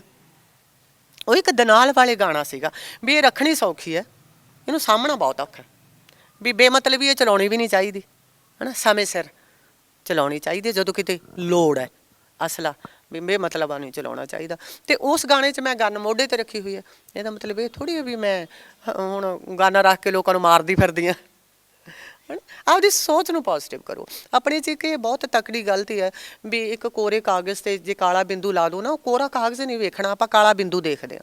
ਹੁਣ ਮੇਰਾ ਚਿਹਰਾ ਲਾ ਲਓ, ਹੈ ਨਾ ਜੀ, ਮੇਰੇ ਦੰਦ ਉੱਚੇ ਨੇ ਜਾਂ ਮੈਂ ਪਤਲੀ ਹਾਂ, ਕਿਸੇ ਨੇ ਵੀ ਨਾ ਮੇਰੀ ਅੱਖਾਂ ਵੱਲ ਦੇਖਣਾ, ਨਾ ਮੇਰੇ ਨੱਕ ਵੱਲ ਦੇਖਣਾ, ਨਾ ਮੇਰੇ ਕੱਦ ਵੱਲ। ਸਭ ਤੋਂ ਪਹਿਲਾਂ ਨੁਕਸ ਕੱਢਣ ਵਾਲੇ ਨੇ ਮੈਨੂੰ ਦੋ ਗੱਲਾਂ ਜ਼ਰੂਰ ਕਹਿਣੀਆਂ, ਭਾਵੇਂ ਕੋਈ ਬੰਦਾ ਮੈਨੂੰ ਪਹਿਲੀ ਵਾਰ ਮਿਲੇ, ਭਾਵੇਂ ਕੋਈ ਉਹ 5ਵੀਂ ਵਾਰ, ਤੁਸੀਂ ਪਤਲੇ ਬਹੁਤ ਹੋ, ਕੁਛ ਖਾਂਦੇ ਨਹੀਂ, ਹਾਂ ਤੁਹਾਡੇ ਦੰਦ ਵੀ ਉੱਚੇ ਹੈ, ਹੈ ਨਾ। ਅਤੇ ਮੈਂ ਸੋਚਦੀ ਨਾ ਜਿਹੜੇ ਬਾਕੀ ਪਲੱਸ ਪੁਆਇੰਟ ਹੈ ਇਹਨਾਂ ਨੂੰ ਕਿਉਂ ਨਹੀਂ ਨਜ਼ਰ ਆਏ ਮੇਰੇ। ਇਹ ਆਪਣੀ ਆਦਤ ਹੈ ਵੀ ਆਪਾਂ ਜਿਹੜੀ ਨੈਗੇਟਿਵ ਚੀਜ਼ ਹੈ ਉਹਨੂੰ ਸਭ ਤੋਂ ਪਹਿਲਾਂ ਕੈਚ ਕਰਦੇ ਹਾਂ, ਅਤੇ ਪੋਜ਼ੀਟਿਵ ਚੀਜ਼ ਨੂੰ ਆਪਾਂ ਬਹੁਤ ਟਾਈਮ ਲਾ ਦਿੰਦੇ ਹਾਂ, ਉਦੋਂ ਨੂੰ ਸਮਾਂ ਲੰਘ ਜਾਂਦਾ। ਕਹਿੰਦੇ ਨਾ ਪਾਣੀ ਦਾ ਗਲਾਸ ਭਰਿਆ ਹੋਵੇ ਤੇ ਅਸੀਂ ਅੱਧਾ, ਅਗਰ ਉਹ ਭਰਿਆ ਹੋਵੇ ਤੇ ਅਸੀਂ ਅੱਧਾ ਭਰਿਆ ਨਹੀਂ ਦੇਖਣਾ, ਅੱਧਾ ਖਾਲੀ ਦੇਖਣਾ ਆ। ਆਪਾਂ ਇਹ ਨਹੀਂ ਸੋਚਦੇ ਵੀ ਆਪਾਂ ਅੱਧਾ ਭਰਿਆ ਵੀ ਕਹਿ ਸਕਦੇ ਹਾਂ, ਹੁਣ ਆਪਾਂ ਕਹਿੰਦੇ ਜੀ ਅੱਧਾ ਖਾਲੀ ਹੈ। ਬਸ ਆਹੀ ਚੀਜ਼ਾਂ ਆਪਾਂ ਨੂੰ ਲੱਕੋ ਲੈ ਲੈਂਦੀਆਂ ਨੇ। ਮੈਮ ਤੁਸੀਂ ਜਿੱਦਾਂ ਕਿਹਾ ਕਿ ਤੁਸੀਂ ਸਿੰਗਿੰਗ ਸਟਾਰਟ ਕਰਤੀ ਸੀ, ਸਭ ਨੇ ਸਪੋਰਟ ਕੀਤਾ, ਤੁਸੀਂ ਜਦੋਂ ਸਹੁਰੇ ਘਰ ਆਏ ਸਭ ਨੇ ਸਪੋਰਟ ਕੀਤਾ। ਉਸ ਟਾਈਮ ਸਰ ਨੇ ਤੁਹਾਡੇ ਕਰਕੇ ਕੋਈ ਸੈਕਰੀਫਾਈਸ ਕੀਤਾ ਸੀ ਇੱਕ ਚੀਜ਼ ਦਾ, ਅਤੇ ਉਹ ਕਿੱਸਾ ਕਿਸ ਤਰ੍ਹਾਂ ਰਿਹਾ ਸੀ? ਕਿਉਂਕਿ ਕਿਹਾ ਜਾਂਦਾ ਨਾ ਕਿ ਅਗਰ ਇੱਕ ਘਰ ਦੇ ਵਿੱਚ ਹਸਬੈਂਡ ਵਾਈਫ ਨੇ, ਦੋ ਹਮਸਫਰ ਨੇ, ਉਹਦੇ ਵਿੱਚ ਹਮੇਸ਼ਾ ਪੁਰਾਣੇ ਜ਼ਮਾਨੇ 'ਚ ਹੁੰਦਾ ਸੀ, ਕਿਤੇ ਨਾ ਕਿਤੇ ਹੁਣ ਘੱਟ ਗਿਆ ਕਿ ਔਰਤਾਂ ਹਰ ਜਗ੍ਹਾ ਮੈਨੇਜ ਕਰਦੀਆਂ ਸੀ ਕਿ ਕੋਈ ਗੱਲ ਨਹੀਂ ਤੁਸੀਂ ਮੈਨੇਜ ਕਰ ਲਓ, ਘਰ ਦਾ ਮਰਦ ਹੈ ਉਹ ਬਾਹਰ ਜਾਊਗਾ, ਉਹਨੂੰ ਦੁਨੀਆਦਾਰੀ ਦਾ ਜ਼ਿਆਦਾ ਪਤਾ ਹੈ। ਉਸ ਵਕਤ ਵੀ ਤੁਸੀਂ ਹੀ ਬਾਹਰ ਨਿਕਲ ਕੇ ਆਏ ਸੀ, ਉਹ ਕੀ ਸਭ ਅੱਜ ਤੋਂ 20 ਸਾਲ ਪਹਿਲਾਂ, 22 ਸਾਲ ਪਹਿਲਾਂ ਦੁਨੀਆ ਪੜ੍ਹੀ ਲਿਖੀ ਸੀ, ਉਦੋਂ ਬੱਚੀਆਂ ਤਰੱਕੀ ਕਰਦੀਆਂ ਸੀ, ਪੁਲਿਸ 'ਚ ਜੋਬ ਕਰਦੀਆਂ ਸੀ, ਕੋਈ ਜੱਜ ਹੁੰਦੀ ਸੀ, ਕੋਈ ਕੁਛ ਹੁੰਦੀ ਸੀ। ਸ਼ਾਇਦ ਵੀ ਥੋੜ੍ਹਾ ਜਿਹਾ ਅਸੀਂ ਸੌਖੇ ਹੁੰਦੇ ਅਤੇ ਮੈਂ ਵੀ ਕੋਈ ਵਧੀਆ ਰਾਹ ਅਪਣਾਉਂਦੀ। ਰਾਹ ਹੁਣ ਵੀ ਵਧੀਆ, ਵਾਹਿਗੁਰੂ ਨੇ ਬਹੁਤ ਸ਼ੌਹਰਤ, ਬਹੁਤ ਪਿਆਰ ਬਖਸ਼ਿਆ। ਮੈਂ ਆਪਦੇ ਰਿਜ਼ਕ ਨੂੰ, ਆਪਦੀ ਜੋਬ ਨੂੰ ਮਾੜਾ ਨਹੀਂ ਕਹਿੰਦੀ, ਪਰ ਵੀ ਇਹ ਮੇਰਾ ਸੁਪਨਾ ਨਹੀਂ ਸੀ, ਮੇਰਾ ਸੁਪਨਾ ਕੁਛ ਹੋਰ ਸੀ, ਹੈ ਨਾ ਜੀ। ਜੇ ਹੱਥ ਸੌਖਾ ਹੁੰਦਾ ਸ਼ਾਇਦ ਮੈਂ ਉਹ ਆਪਦਾ ਸੁਪਨਾ ਪੂਰਾ ਕਰ ਲੈਂਦੀ, ਪਰ ਹੁਣ ਉਹ ਸੁਪਨਾ ਮੈਨੂੰ ਲੱਗਦਾ ਮੇਰੀ ਬੇਟੀ ਪੂਰਾ ਕਰੂਗੀ, ਹੈ ਨਾ। ਵਾਹਿਗੁਰੂ ਨੇ ਬਹੁਤ ਪਿਆਰੀ ਬੇਟੀ ਦਿੱਤੀ ਆ, ਟੌਪ ਕਰਦੀ ਹੈ, ਅਤੇ ਬਹੁਤ ਖੁਸ਼ੀ ਹੁੰਦੀ ਹੈ ਜਦੋਂ ਉਹ ਨੰਬਰ ਲੈ ਕੇ ਆਉਂਦੀ ਹੈ, ਕੁਛ ਬਣਨਾ ਚਾਹੁੰਦੀ ਹੈ। ਅਤੇ ਜਦੋਂ ਮੈਂ ਬਾਹਰ ਆਈ ਸੀ ਉਦੋਂ ਸਿਰਫ ਗਾਇਕੀ 'ਚ ਮਨਾ ਕਰਦੇ ਸੀ, ਪੜ੍ਹਾਈ ਲਿਖਾਈ 'ਚ ਮਨਾ ਨਹੀਂ ਕਰਦੇ ਸੀਗੇ। ਅਤੇ ਜਦੋਂ ਮਤਲਬ ਇਹਨਾਂ ਨੂੰ ਮਤਲਬ ਆਫਰ ਲੈਟਰ ਆ ਗਿਆ ਜੋਬ ਦਾ, ASI ਦਾ, ਥੋੜ੍ਹੇ ਕੁ ਦਿਨਾਂ ਬਾਅਦ ਹੀ ਮਤਲਬ ਸਾਡਾ ਮਤਲਬ ਵਰਲਡ ਟੂਰ ਲਾ ਲਓ, ਫੋਰਨ ਵੀ ਜਾਣਾ ਸੀਗਾ। ਪ੍ਰੋਗਰਾਮ ਵੀ ਉਦੋਂ 2-2 3-3 ਹੁੰਦੇ ਸੀਗੇ। ਸਾਰਾ ਕੁਛ ਰੈਡੀ, ਬੈਗ ਬੁੱਗ ਤਿਆਰ ਹੋ ਗਿਆ ਹਨ। ਅਤੇ ਵਿਆਹ ਵੀ ਸਾਡਾ ਨਵਾਂ ਨਵਾਂ ਹੀ ਹੋਇਆ ਸੀਗਾ। ਅਤੇ ਕਹਿੰਦੇ ਚੰਗਾ ਜੀ ਠੀਕ ਹੈ। ਮੈਂ ਕਿਹਾ ਜਾਓ। ਉਦੋਂ ਕੁਛ ਨਹੀਂ ਸੀ। ਫਿਰ ਇੱਕ ਪਰੇਸ਼ਾਨੀ ਸੀ ਵੀ ਮੈਂ ਕਿਹਾ ਵੀ ਚਲੋ ਵੀ ਮੈਂ ਫੋਰਨ ਦੇ ਟੂਰ ਫਿਰ ਆਪਾਂ ਸਾਰੇ ਕੈਂਸਲ ਕਰ ਦਿੰਦੇ ਹਾਂ, ਅਤੇ ਇੱਥੋਂ ਵਾਲੇ ਪ੍ਰੋਗਰਾਮਾਂ 'ਚ ਚਲੋ ਹੁਣ ਤੁਸੀਂ ਜੋਬ 'ਤੇ ਹੋ ਅਤੇ ਦੇਖਦੇ ਹਾਂ ਕੀ ਕਰਨਾ। ਮਤਲਬ ਉਦੋਂ ਸਾਰਾ ਕੁਛ ਉਲਝਿਆ ਜਿਹਾ ਲੱਗਿਆ। ਫਿਰ ਸਾਨੂੰ ਜਾਂ ਤਾਂ ਗਾਇਕੀ ਲਾਈਨ ਛੱਡਣੀ, ਚਲੋ ਫੋਰਨ ਟੂਰ ਤਾਂ ਉਸ ਵਾਰ ਨਾ ਦੂਜੀ ਵਾਰ ਲਾ ਲੈਂਦੇ ਹੈ ਨਾ, ਜਾਂ ਤਾਂ ਫਿਰ ਸਾਨੂੰ ਉਦੋਂ ਗਾਇਕੀ ਛੱਡਣੀ ਪੈਣੀ ਸੀ। ਕਿਉਂਕਿ ਮੇਰੀ ਆਦਤ ਰਹੀ ਸੀ, ਨਾ ਤਾਂ ਮੈਂ ਪਹਿਲਾਂ ਇਕੱਲੀ ਗਈ ਸੀ ਕਦੇ, ਮੇਰੇ ਬ੍ਰਦਰ ਜਾਂਦੇ ਸੀ। ਜਦੋਂ ਮੇਰੀ ਮੈਰਿਜ ਹੋ ਗਈ ਫਿਰ ਮੇਰੇ ਹਸਬੈਂਡ ਜਾਂਦੇ ਸੀਗੇ। ਮੈਨੂੰ ਇਕੱਲੀ ਨੂੰ ਹਾਲੇ ਵੀ ਔਖਾ ਲੱਗਦਾ। ਨਾਲੇ ਪੂਰੀ ਜ਼ਿੰਦਗੀ ਗੁਜ਼ਾਰਤੀ ਇਸ ਲਾਈਨ 'ਚ, ਹਾਲੇ ਵੀ ਮੈਂ ਨਹੀਂ ਇਕੱਲੀ ਨਹੀਂ ਜਾ ਸਕਦੀ। ਫਿਰ ਇਹਨਾਂ ਨੇ ਸੈਕਰੀਫਾਈਸ ਕੀਤਾ ਪੂਰੀ ਰਹਿ ਨਾਲ, ਸਹੁਰਿਆਂ ਪੇਕਿਆਂ ਦੀ ਨਾਲ। ਇਹ ਨਹੀਂ ਵੀ ਇਹ ਮਸਲਾ ਇੱਕ ਦਿਨ 'ਚ ਹੀ ਹੱਲ ਹੋ ਗਿਆ। ਇਹਨੂੰ ਮਤਲਬ 15-20 ਦਿਨ ਲੱਗੇ ਇਸ ਮਸਲੇ ਨੂੰ ਹੱਲ ਕਰਨ ਲਈ, ਵੀ ਆਪਣੀ ਕਿਤੇ ਗਲਤੀ ਤਾਂ ਨਹੀਂ। ਪਰ ਜੇ ਮੈਂ ਹੋਣ ਵਾਲੀ ਉਮਰ 'ਚ ਹੁੰਦੀ ਨਾ, ਜਮਾਂ ਨਹੀਂ ਛੱਡਣ ਦਿੰਦੀ ਸੀ। ਕਿਉਂਕਿ ਹੁਣ ਪਤਾ ਲੱਗ ਗਿਆ ਨਾ ਕਿ ਮਤਲਬ ਹਰ ਕੰਮ ਜਿਹੜਾ ਆ ਆਪਣੀ ਜਗ੍ਹਾ ਪਰਫੈਕਟ। ਉਹਦੀ ਜਗ੍ਹਾ ਜ਼ਰੂਰੀ ਹੈ ਵੀ ਨਹੀਂ। ਹਾਏ ਹਾਏ, ਇਹਨਾਂ ਦੀ ਜੋਬ ਤੂੰ ਕਿਉਂ ਛਡਾਈ ਵਿਚਾਰਿਆਂ ਦੀ, ਹੈ ਨਾ। ਇਹ ਕਿਉਂਕਿ ਕਬੱਡੀ ਦੇ ਖਿਡਾਰੀ ਸੀ, ਇਹਨਾਂ ਦਾ ਸ਼ੌਕ ਸੀ ਬੈਲਟ ਵਾਲੀ ਨੌਕਰੀ ਦਾ, ਬੜਾ ਤਕੜਾ ਸ਼ੌਕ। ਅਤੇ ਹੁਣ ਮੈਨੂੰ ਐਂ ਲੱਗਦਾ ਵੀ ਜੇ ਇਹ ਮੇਰਾ ਸ਼ੌਕ ਉਦੋਂ ਮਰਵਾ ਦਿੰਦੇ, ਤੈਨੂੰ ਕਿਵੇਂ ਅੱਛਾ ਲੱਗਦਾ, ਹੈ ਨਾ। ਪਰ ਨਹੀਂ, ਮੈਂ ਮਜਬੂਰ ਨਹੀਂ ਕੀਤਾ ਸੀ, ਇਹਨਾਂ ਨੇ ਆਪਦੀ ਪੂਰੀ ਰਜ਼ਾਮੰਦੀ ਨਾਲ ਹੀ ਸੈਕਰੀਫਾਈਸ ਕੀਤਾ ਸੀ। ਲੇਕਿਨ ਅਗਰ ਉਹ ਸੈਕਰੀਫਾਈਸ ਨਹੀਂ ਹੁੰਦਾ ਤੇ ਅੱਜ ਕਿਤੇ ਨਾ ਕਿਤੇ ਤੁਸੀਂ ਕਹਿੰਦੇ ਨਾ ਮੈਂ ਇਕੱਲੀ ਬਾਹਰ ਨਹੀਂ ਜਾਂਦੀ, ਤੇ ਉਹ ਤੁਸੀਂ ਚੀਜ਼ਾਂ ਨਹੀਂ, ਫਿਰ ਮੈਂ ਗਾਇਕੀ ਬੰਦ ਕਰ ਦੇਣੀ ਸੀ, ਹੈ ਨਾ। ਫਿਰ ਇਹ ਚੀਜ਼ਾਂ ਵੀ ਨਹੀਂ ਵਧੀਆ ਲੱਗਦੀਆਂ ਸੀ ਵੀ ਇਹ ਕਿਤੇ ਜੋਬ 'ਤੇ ਹੁੰਦੇ ਅਤੇ ਮੈਂ ਪ੍ਰੋਗਰਾਮ, ਮੈਨੂੰ ਕਮਜ਼ੋਰ ਲਾ ਲਓ, ਡਰਪੋਕ ਲਾ ਲਓ, ਕੁਛ ਵੀ ਲਾ ਲਓ, ਵੀ ਬਸ ਮੈਨੂੰ ਇਕੱਲੀ ਨੂੰ ਜਾਂਦੀ ਨੂੰ ਐਂ ਲੱਗਦਾ ਹੁੰਦਾ ਸੀ ਵੀ ਨਹੀਂ, ਇਕੱਲੀ ਤੋਂ ਪ੍ਰੋਗਰਾਮ ਨਹੀਂ ਲੱਗਣਾ। ਤੁਹਾਨੂੰ ਫਿਰ ਕਹਿੰਦੇ ਨਹੀਂ ਘਰੇ ਕਿ ਨਹੀਂ ਅੱਜ ਤੁਸੀਂ ਇਕੱਲੇ ਹੀ ਪ੍ਰੋਗਰਾਮ ਕਰੋ, ਕੋਈ ਗੱਲ ਨਹੀਂ, ਸਾਨੂੰ ਕੰਮ ਹੈ ਘਰੇ, ਜਾਂ ਫਿਰ ਇੱਥੇ ਜਾਣਾ ਹੈ ਜਾਂ ਕਿਤੇ ਹੋਰ ਜਾਣਾ ਹੈ, ਫਿਰ ਤੁਹਾਨੂੰ ਕਦੀ ਇਕੱਲੇ ਕੋਈ ਨਹੀਂ ਕਹਿੰਦਾ ਜਾਣਾ? ਇੱਕ ਹੁੰਦਾ ਜਦੋਂ ਕੋਈ ਰਿਸ਼ਤੇਦਾਰੀਆਂ 'ਚ ਇਹਨਾਂ ਨੂੰ ਜਾਣਾ ਪੈਂਦਾ, ਫਿਰ ਮੇਰੇ ਬ੍ਰਦਰ ਜਾਂਦੇ ਨੇ, ਫਿਰ ਮੇਰੇ ਦਿਮਾਗ 'ਤੇ ਨਾ ਇੱਕ ਬੋਝ ਹੁੰਦਾ ਕਿੱਥੇ। ਤਾਂ ਜਦੋਂ ਇਹ ਮੇਰੇ ਨਾਲ ਹੁੰਦੇ ਆ, ਜਾਂ ਪਹਿਲਾਂ ਮੇਰੇ ਬ੍ਰਦਰ ਨਾਲ ਹੁੰਦੇ ਸੀ, ਮੈਂ ਆਰਾਮਦਾਰੀ ਨਾਲ ਗੱਡੀ 'ਚ ਘੰਟਾ ਸੌਂ ਵੀ ਲੈਣਾ, ਆਰਾਮ ਵੀ ਕਰ ਲੈਣਾ। ਜਦੋਂ ਮੈਂ ਇਕੱਲੀ ਜਾਂਦੀ ਫਿਰ ਮੇਰੇ 'ਤੇ ਬੋਝ ਦਾ ਟੋਕਰਾ ਹੁੰਦਾ ਸਿਰ 'ਤੇ। ਹੁਣ ਹਾਏ, ਡਾਇਰੀ 'ਚੋਂ ਗਾਣੇ ਕਿਵੇਂ ਕੱਢੇਂਗੀ, ਹੈ ਨਾ। ਜੇ ਕਿਸੇ ਨੇ ਗੱਲ ਕਰਨੀ ਚਾਹੀ, ਕਿਹਦੇ ਨਾਲ ਕਿਵੇਂ ਗੱਲ ਕਰੇਂਗੀ, ਹੈ ਨਾ। ਤੂੰ ਗਾਏਂਗੀ ਕਿਵੇਂ, ਕਿਉਂਕਿ ਹੁਣ ਮੈਂ ਇਕੱਲਾ ਗਾਉਂਦੀ ਹਾਂ, ਮੈਨੂੰ ਹੋਰ ਕੋਈ ਮਤਲਬ ਡਿਊਟੀ ਨਹੀਂ ਨਿਭਾਉਣੀ ਪੈਂਦੀ। ਹੁਣ ਇਹ ਸਾਰਾ ਕੁਛ ਸੰਭਾਲ ਲੈਂਦੇ ਆ, ਜਾ ਕੇ ਪਾਰਟੀ ਨਾਲ ਗੱਲ ਵੀ ਕਰਦੇ ਆ, ਪੇਮੈਂਟ ਵੀ ਲੈਂਦੇ ਆ, ਜਿਹੜੇ ਸਿਫਾਰਸ਼ਾਂ ਕਰਦੇ ਨੇ ਉਹਨਾਂ ਦੀ ਵੀ ਗੱਲ ਸੁਣ ਲੈਂਦੇ ਆ, ਜੋ ਇਨਾਮ ਦਿੰਦੇ ਨੇ ਉਹਨਾਂ ਦੀ ਵੀ ਗੱਲ ਸੁਣ ਲੈਂਦੇ ਆ। ਹੁਣ ਆਹ ਸੈਲਫੀਆਂ ਦਾ, ਫੋਟੋਆਂ ਦਾ ਯੁੱਗ ਹੈ, ਉਸ ਮੁਤਾਬਕ ਕਲਾਕਾਰ ਨੂੰ ਢਾਲਣਾ ਪੈਂਦਾ, ਹੈ ਨਾ ਜੀ। ਉਹਦੇ 'ਚ ਵੀ ਫਿਰ ਇਹ ਮੇਰੇ ਨਾਲ ਖੜ੍ਹੇ ਹੁੰਦੇ ਆ ਤਾਂ ਮੈਨੂੰ ਟੈਨਸ਼ਨ ਨਹੀਂ ਹੁੰਦੀ। ਹਰ ਘਰ ਦੇ ਵਿੱਚ ਨਾ ਥੋੜੀ ਨੋਕ ਝੋਕ ਹੁੰਦੀ ਆ, ਹਰ ਘਰ ਦੇ ਵਿੱਚ ਹੁੰਦੀ, ਕਹਿੰਦੇ ਜ਼ਰੂਰੀ ਵੀ ਹੁੰਦੀ ਹੈ ਨੋਕ ਝੋਕ ਹੋਣੀ ਛੋਟੀ ਮੋਟੀ। ਲੇਕਿਨ ਕਈ ਵਾਰ ਇਹ ਨਹੀਂ ਹੁੰਦਾ ਉਸ ਨੋਕ ਝੋਕ ਦੇ ਵਿੱਚ, ਕਈ ਵਾਰ ਸਰ ਕਦੀ ਵੀ ਸਰ ਨੇ ਇਹ ਨਹੀਂ ਕਿਹਾ ਕਿ ਨਹੀਂ ਮੈਂ ਉਸ ਵਕਤ ਤੁਹਾਡੇ ਲਈ ਆਪਣੀ ਜੌਬ ਛੱਡਤੀ ਸੀ, ਜਾਂ ਮੈਂ ਉਸ ਵਕਤ ਨਹੀਂ ਗਿਆ ਸੀ ਤੇ ਤੁਸੀਂ ਇੱਦਾਂ ਕਿਉਂ ਕਰ ਰਹੇ ਹੋ, ਜਾਂ ਕੋਈ ਵੀ ਕੋਈ ਗੱਲ ਇੱਦਾਂ ਦੀ? ਜੌਬ ਦਾ ਤਾਂ ਨਹੀਂ, ਕਦੇ ਵੀ ਨਹੀਂ ਕਿਹਾ ਵੀ ਮੈਂ ਉਸ ਟਾਈਮ ਸੈਕਰੀਫਾਈਸ ਕੀਤਾ, ਕਦੇ ਵੀ ਨਹੀਂ ਕਿਹਾ। ਪਰ ਨੋਕ ਝੋਕ ਤਾਂ ਹੁੰਦੀ ਰਹਿੰਦੀ, ਦਿਨ 'ਚ 10 ਵਾਰੀ ਵੀ ਹੋ ਜਾਂਦੀ ਹੈ ਕਈ ਵਾਰ। ਪਤਾ ਨਹੀਂ ਕਿਉਂ ਹੋ ਜਾਂਦੀ ਹੈ, ਸਮਝ ਵੀ ਨਹੀਂ ਆਉਂਦੀ। ਕਿਉਂਕਿ ਕਈ ਵਾਰ ਨਾ ਜ਼ਰੂਰੀ ਨਹੀਂ ਹੁੰਦਾ ਵੀ ਮੀਆਂ ਬੀਬੀ ਜੇ 20 ਸਾਲ ਤੋਂ ਇਕੱਠੇ ਰਹਿ ਰਹੇ ਆ ਵੀ ਉਹਨਾਂ ਦੀ ਹਰ ਚੀਜ਼ ਮਿਲਦੀ ਹੋਊ। ਕਈ ਵਾਰ ਕੋਈ ਗੱਲ ਇੱਦਾਂ ਦੀ ਹੁੰਦੀ ਹੈ, ਮੈਂ ਕਹਿੰਦੀ ਹੁੰਦੀ ਨਹੀਂ, ਇਸ ਚੀਜ਼ ਨਾਲ ਐਂ ਨਹੀਂ, ਇਹ ਗੱਲ ਐਂ ਹੱਲ ਹੋ ਸਕਦੀ ਹੁੰਦੀ ਸੀ। ਉੱਥੇ ਫਿਰ ਇਹਨਾਂ ਦਾ ਪਤੀ ਪਾਣਾ ਬਾਹਰ ਆ ਜਾਂਦਾ, ਹੈ ਨਾ। ਨਹੀਂ, ਐਂ ਕਿਵੇਂ ਹੋ ਸਕਦਾ? ਮੈਂ ਕਹਿੰਦੀ ਹੁੰਦੀ ਨਹੀਂ, ਇਹ ਮਸਲਾ ਐਂ ਹੱਲ ਹੋ ਸਕਦਾ ਸੀ। ਬਸ ਫਿਰ ਇਹ ਇੰਨੇ 'ਚ ਫਿਰ 10-15 ਮਿੰਟ, ਇਹਨਾਂ ਦੇ 15 ਮਿੰਟ ਹੁੰਦੇ, ਫਿਰ ਮੇਰੇ 10 ਦਿਨ ਹੁੰਦੇ ਨੇ। ਮੇਰੀ ਇਹ ਆਦਤ ਆ ਵੀ ਮੈਂ ਗੱਲ ਨੂੰ ਛੇਤੀ ਦਿਲੋਂ ਗਵਾ ਨਹੀਂ ਸਕਦੀ। ਮੈਂ 10 ਦਿਨ ਉਸ ਗੱਲ ਨੂੰ ਲੈ ਕੇ ਬਹਿ ਜਾਂਦੀ ਵੀ ਇਹ ਗੱਲ ਕਿਉਂ ਹੋਈ, ਨਹੀਂ ਹੋਣੀ ਚਾਹੀਦੀ ਸੀ। ਹਾਂ, ਜੇ ਮੇਰੀ ਗਲਤੀ ਹੈ ਫਿਰ ਮੈਂ 1 ਸੈਕਿੰਡ ਨਹੀਂ ਲਾਉਂਦੀ ਮਾਫ਼ੀ ਮੰਗਣ ਲੱਗੀ। ਭਾਵੇਂ ਬਾਜ਼ਾਰ 'ਚ ਖੜ੍ਹ ਕੇ ਕਿਉਂ ਨਾ ਮਾਫ਼ੀ ਮੰਗਣੀ ਪਵੇ, ਭਾਵੇਂ ਕੋਈ ਓਪਰਾ ਬੰਦਾ ਕਿਉਂ ਨਾ ਹੋਵੇ, ਭਾਵੇਂ ਮੇਰੇ ਪੇਰੈਂਟਸ ਕਿਉਂ ਨਾ ਹੋਵੇ, ਭਾਵੇਂ ਮੇਰੇ ਸਹੁਰੇ ਕਿਉਂ ਨਾ ਹੋਣ, ਕੋਈ ਵੀ ਪਰਸਨ ਹੋਵੇ, ਜੇ ਮੇਰੇ 'ਚ ਗਲਤੀ ਹੈ ਤਾਂ ਮੈਂ ਅੱਧੇ ਸੈਕਿੰਡ 'ਚ ਮਾਫ਼ੀ ਮੰਗਦੀ ਹਾਂ। ਕਦੇ ਮੈਂ ਆਕੜ ਨਹੀਂ ਰੱਖੀ ਵੀ ਮੈਂ ਕਿ ਮਾਫ਼ੀ ਮੰਗਾ, ਨਹੀਂ।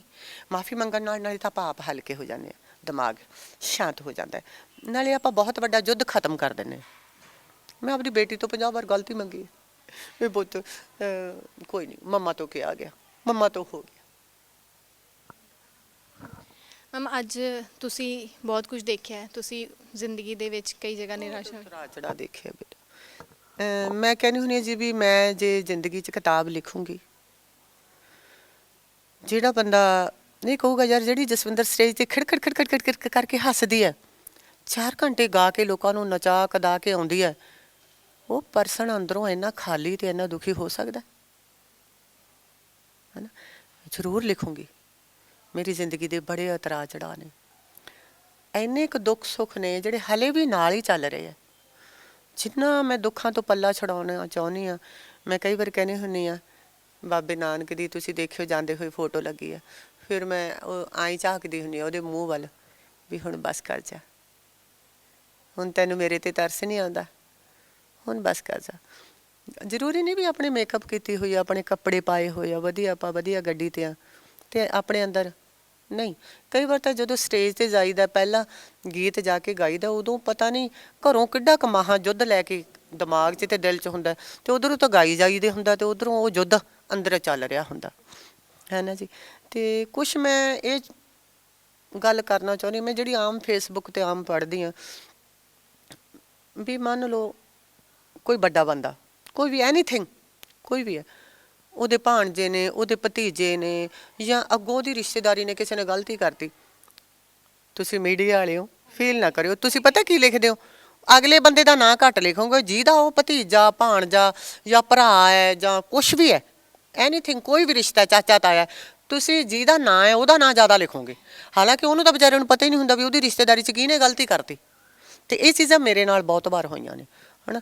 ਗਲਤੀ ਮੇਰੀ ਰਿਸ਼ਤੇਦਾਰੀ 'ਚ ਕੋਈ ਕਰਦਾ ਹੁੰਦਾ ਅਤੇ ਨਾਂ ਸਭ ਤੋਂ ਪਹਿਲਾਂ ਮੇਰਾ ਹੁੰਦਾ, ਜਸਵਿੰਦਰ ਬਰਾੜ ਦੇ ਫਲਾਣੇ ਨੇ ਐਂ ਕਰਤਾ, ਅਤੇ ਜਿਨ੍ਹਾਂ ਨਾਲ ਗਲਤੀਆਂ ਹੋਈਆਂ ਹੁੰਦੀਆਂ ਉਹ ਸਭ ਤੋਂ ਪਹਿਲਾਂ ਮੇਰਾ ਨਾਂ ਲਿਖਦੇ ਆ ਜੀ, ਤੁਹਾਨੂੰ ਪਤਾ ਹੋਊ, ਮੈਨੂੰ ਕੀ ਪਤਾ ਹੋਊ, ਮੇਰੀ ਆਪਦੀ ਜ਼ਿੰਦਗੀ ਆ ਹੈ ਨਾ। ਅਤੇ ਮੇਰੀ ਇਹ ਬੇਨਤੀ ਹੈ ਵੀ ਕਿਸੇ ਵੀ ਨਾਮਵਰ ਬੰਦੇ ਦਾ ਨਾਂ ਬਦਨਾਮ ਨਾ ਕਰਿਆ ਕਰੋ, ਜਿਹਦੀ ਗਲਤੀ ਹੁੰਦੀ ਹੈ ਉਹਨੂੰ ਫੜਿਆ ਕਰੋ, ਬਸ ਤੁਹਾਡਾ ਨਾਮ ਬਣ ਗਿਆ ਹੈ ਨਾ ਜੀ।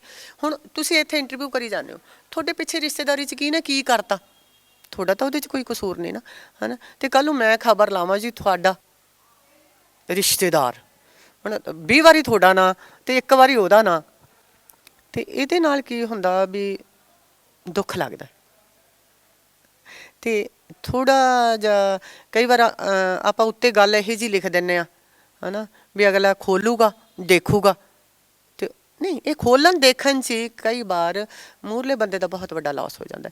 ਇੱਕ ਮੈਂ ਹਮੇਸ਼ਾ ਇਹ ਗੱਲ ਕਹਿੰਦੀ ਹੁੰਦੀ ਹਾਂ, ਜਿਹੜੇ ਵੀਡੀਓ ਵਾਡੀਓ ਬਣਾ ਕੇ ਬੱਚੇ ਆ ਛੋਟੀ ਉਮਰ ਦੇ, ਕਈ ਵਾਰ ਗਲਤੀ ਕਰ ਲੈਂਦੇ ਨੇ ਹੈ ਨਾ। ਮੈਂ ਫੇਸਬੁੱਕ 'ਤੇ ਦੇਖਦੀ ਹੁੰਦੀ ਹਾਂ, ਕੋਈ ਦੂਰ ਬੈਠਾ ਹੀ ਵੀਡੀਓ ਬਣਾ ਕੇ ਪਾ ਦਿੰਦਾ, ਤੁਹਾਡਾ ਤਾਂ ਇੰਜੋਏ ਰਹਿ ਗਿਆ ਹੈ ਨਾ। ਤੁਸੀਂ 2 ਮਿੰਟ ਸ਼ਰਾਰਤ ਕਰਤੀ, ਅਗਲੇ ਦਾ ਵੀਡੀਓ ਬਣਾ ਲਿਆ ਪਾਤਾ, ਹੋ ਸਕਦਾ ਉਹ ਸਾਲ 2 ਸਾਲ ਟੱਪਣ ਤੋਂ ਬਾਅਦ ਉਹ ਬੱਚੇ ਕਿੰਨੇ ਕੁ ਸਿਆਣੇ ਬਣ ਜਾਣ ਹੈ ਨਾ, ਉਹਨਾਂ ਦੀ ਉਮਰ ਦਾ ਤਕਾਜ਼ਾ ਹੋਵੇ, ਛੋਟੀ ਉਮਰ 'ਚ ਉਹਨਾਂ ਤੋਂ ਗਲਤੀ ਹੋ ਗਈ ਹੈ ਨਾ, ਹੋ ਸਕਦਾ 5-4 ਸਾਲਾਂ ਬਾਅਦ ਉਹ ਕਿੰਨੇ ਕੁ ਨਾਈਸ ਪਰਸਨ ਬਣ ਜਾਣ, ਪਰ ਉਹ ਛੋਟੀ ਜਿਹੀ ਵੀਡੀਓ ਉਹਨਾਂ ਦੀ ਪੂਰੀ ਜ਼ਿੰਦਗੀ ਖਤਮ ਕਰ ਦਿੰਦੀ ਹੈ।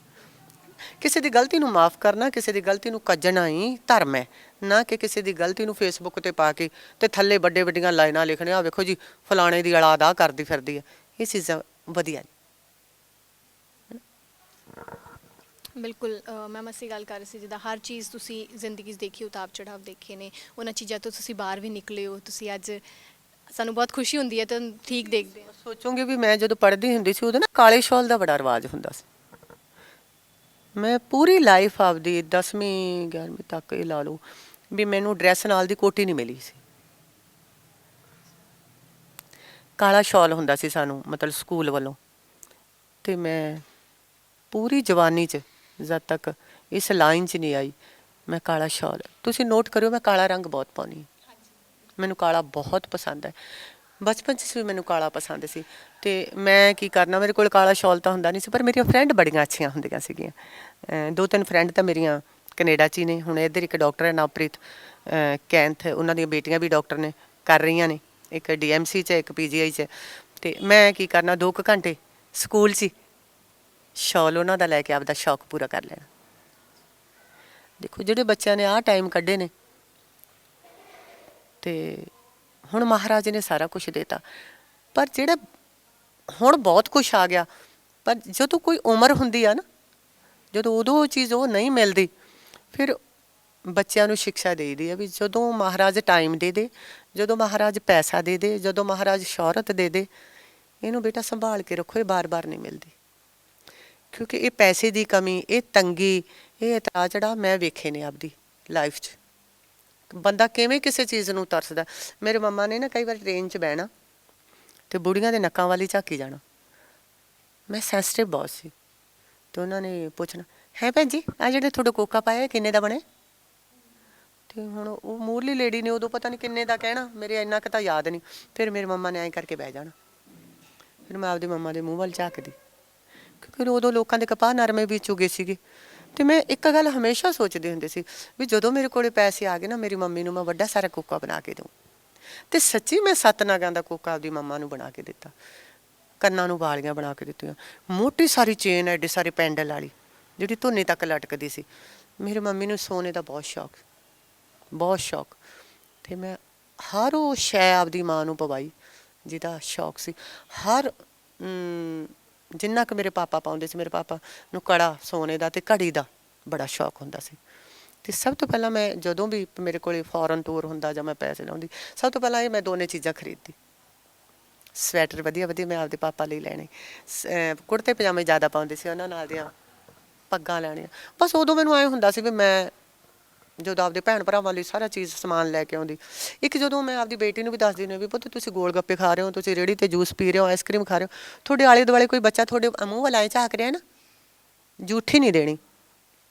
ਆਪਦਾ ਪੈਸਾ ਜੇਬ 'ਚੋਂ ਕੱਢੋ, ਪਹਿਲਾਂ ਉਹਨੂੰ ਖਵਾਓ, ਬਾਅਦ 'ਚ ਤੁਸੀਂ ਖਾਓ।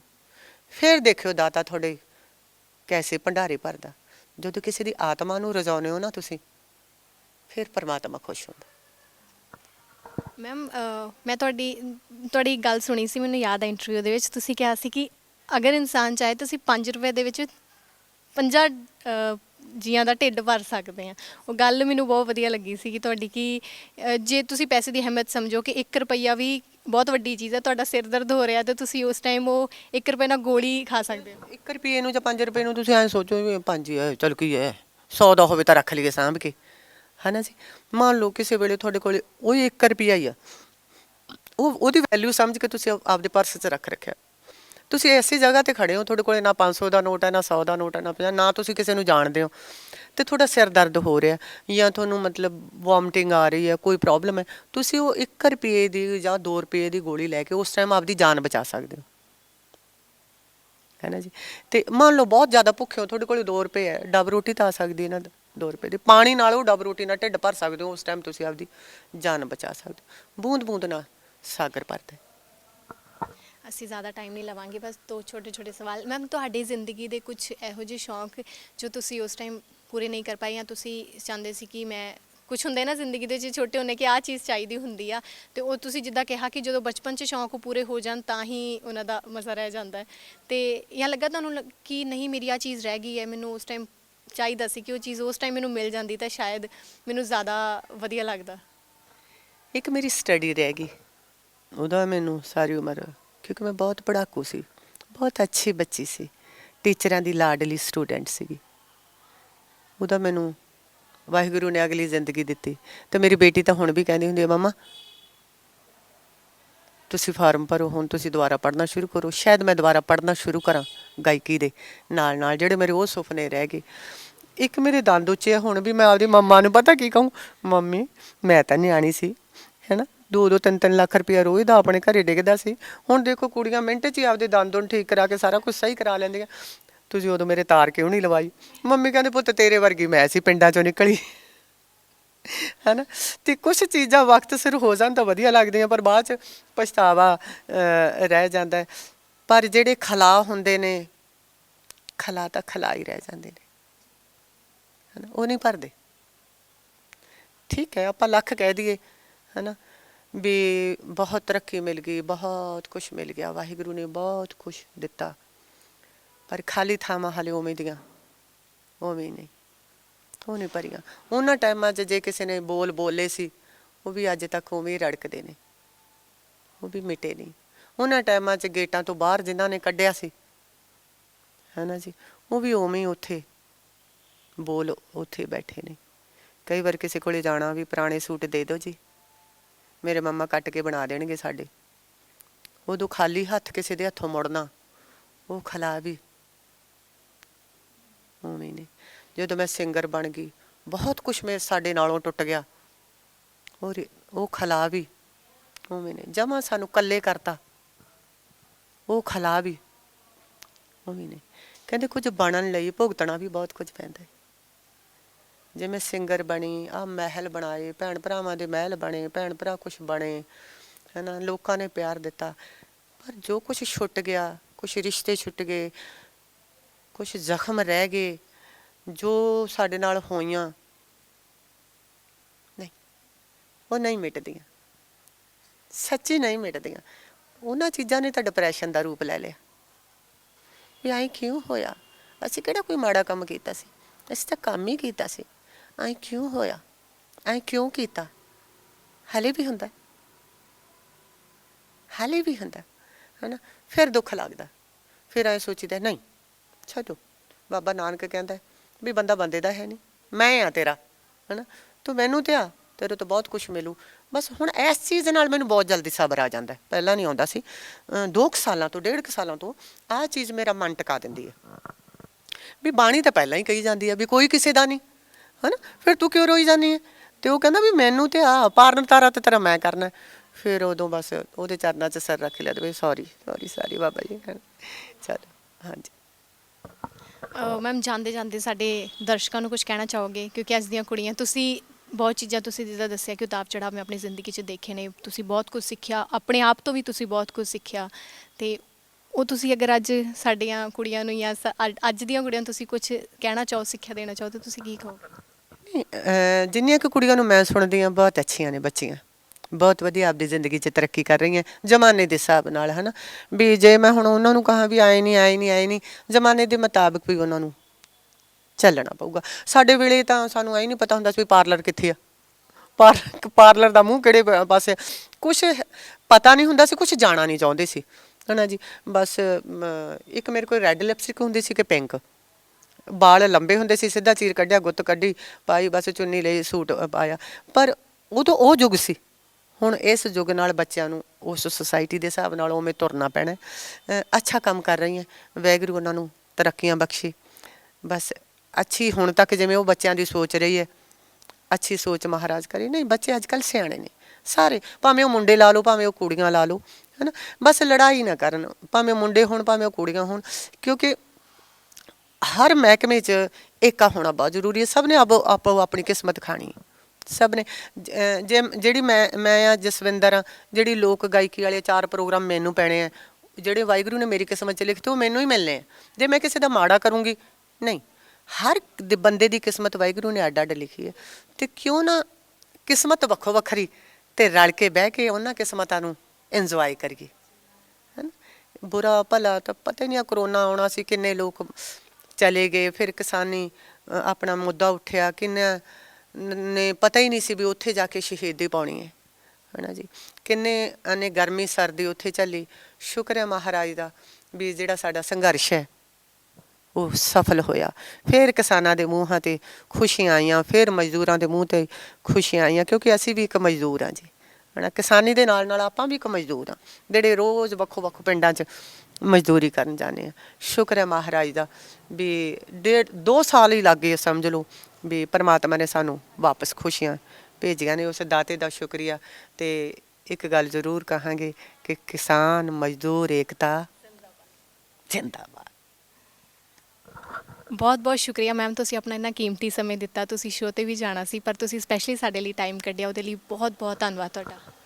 Thank you. ਬਹੁਤ ਗੱਲਾਂ ਪਈਆਂ ਨੇ, ਆਪਾਂ ਇੱਕ ਇੰਟਰਵਿਊ ਹੋਰ ਰੱਖਾਂਗੇ, ਉੱਥੇ ਫਿਰ ਜਿਹੜੀਆਂ ਗੱਲਾਂ ਮੈਂ ਨਹੀਂ ਦੱਸੀਆਂ ਡੂੰਘੀਆਂ ਪਈਆਂ ਨੇ ਉਹ ਸ਼ੇਅਰ ਕਰਾਂਗੇ। ਮੈਮ ਇਹ ਮੌਕਾ ਜ਼ਰੂਰ ਮੈਂ ਜਲਦੀ ਆਉਂਗੀ, ਚਾਹੂੰਗੀ ਕਿ ਜਲਦੀ ਇਹ ਮੌਕਾ ਆਵੇ ਜਦੋਂ ਮੈਮ ਦੇ ਨਾਲ, ਕਿਉਂਕਿ ਇਹਨਾਂ ਦੇ ਨਾਲ ਜਿੰਨੀਆਂ ਵੀ ਗੱਲਾਂ ਮੈਂ ਕਰਾਂ, ਮੈਨੂੰ ਇੱਦਾਂ ਲੱਗਦਾ ਨਹੀਂ ਹਾਲੇ ਮੈਂ ਸ਼ੁਰੂਆਤ ਹੀ ਕੀਤੀ ਹੈ, ਕਿਉਂਕਿ ਮੈਂ ਇੰਨੀਆਂ ਗੱਲਾਂ ਕੀਤੀਆਂ, ਮੈਨੂੰ ਇਹ ਨਹੀਂ ਪਤਾ ਕਿ ਟਾਈਮ ਕਿੰਨਾ ਨਿਕਲ ਗਿਆ, ਦਿਨ ਢਲਦਾ ਜਾ ਰਿਹਾ। ਲੇਕਿਨ ਮੈਨੂੰ ਬਹੁਤ ਵਧੀਆ ਲੱਗ ਰਿਹਾ ਸੀ, ਪਰ ਉਹਨਾਂ ਦੇ ਜਾਣ ਦੇ ਕਰਕੇ ਅਸੀਂ ਇਹ ਫਿਰ ਇਹਨਾਂ ਦੇ ਨਾਲ ਗੱਲਾਂ ਬਾਤਾਂ ਕਰਾਂਗੇ, ਅਤੇ ਇਹਨਾਂ ਦੀਆਂ ਜ਼ਿੰਦਗੀ ਦੇ ਬਾਰੇ ਹੋਰ ਕਿੱਸੇ ਕਹਾਣੀਆਂ ਜਿਹੜੀਆਂ ਤੁਹਾਡੇ ਨਾਲ ਸਾਂਝੀ ਕਰਾਂਗੇ। ਅਤੇ ਉਦੋਂ ਤੱਕ ਲਈ ਤੁਸੀਂ ਦੇਖਦੇ ਰਹੋ ਪ੍ਰੋ ਜ਼ਿੰਦਗੀ।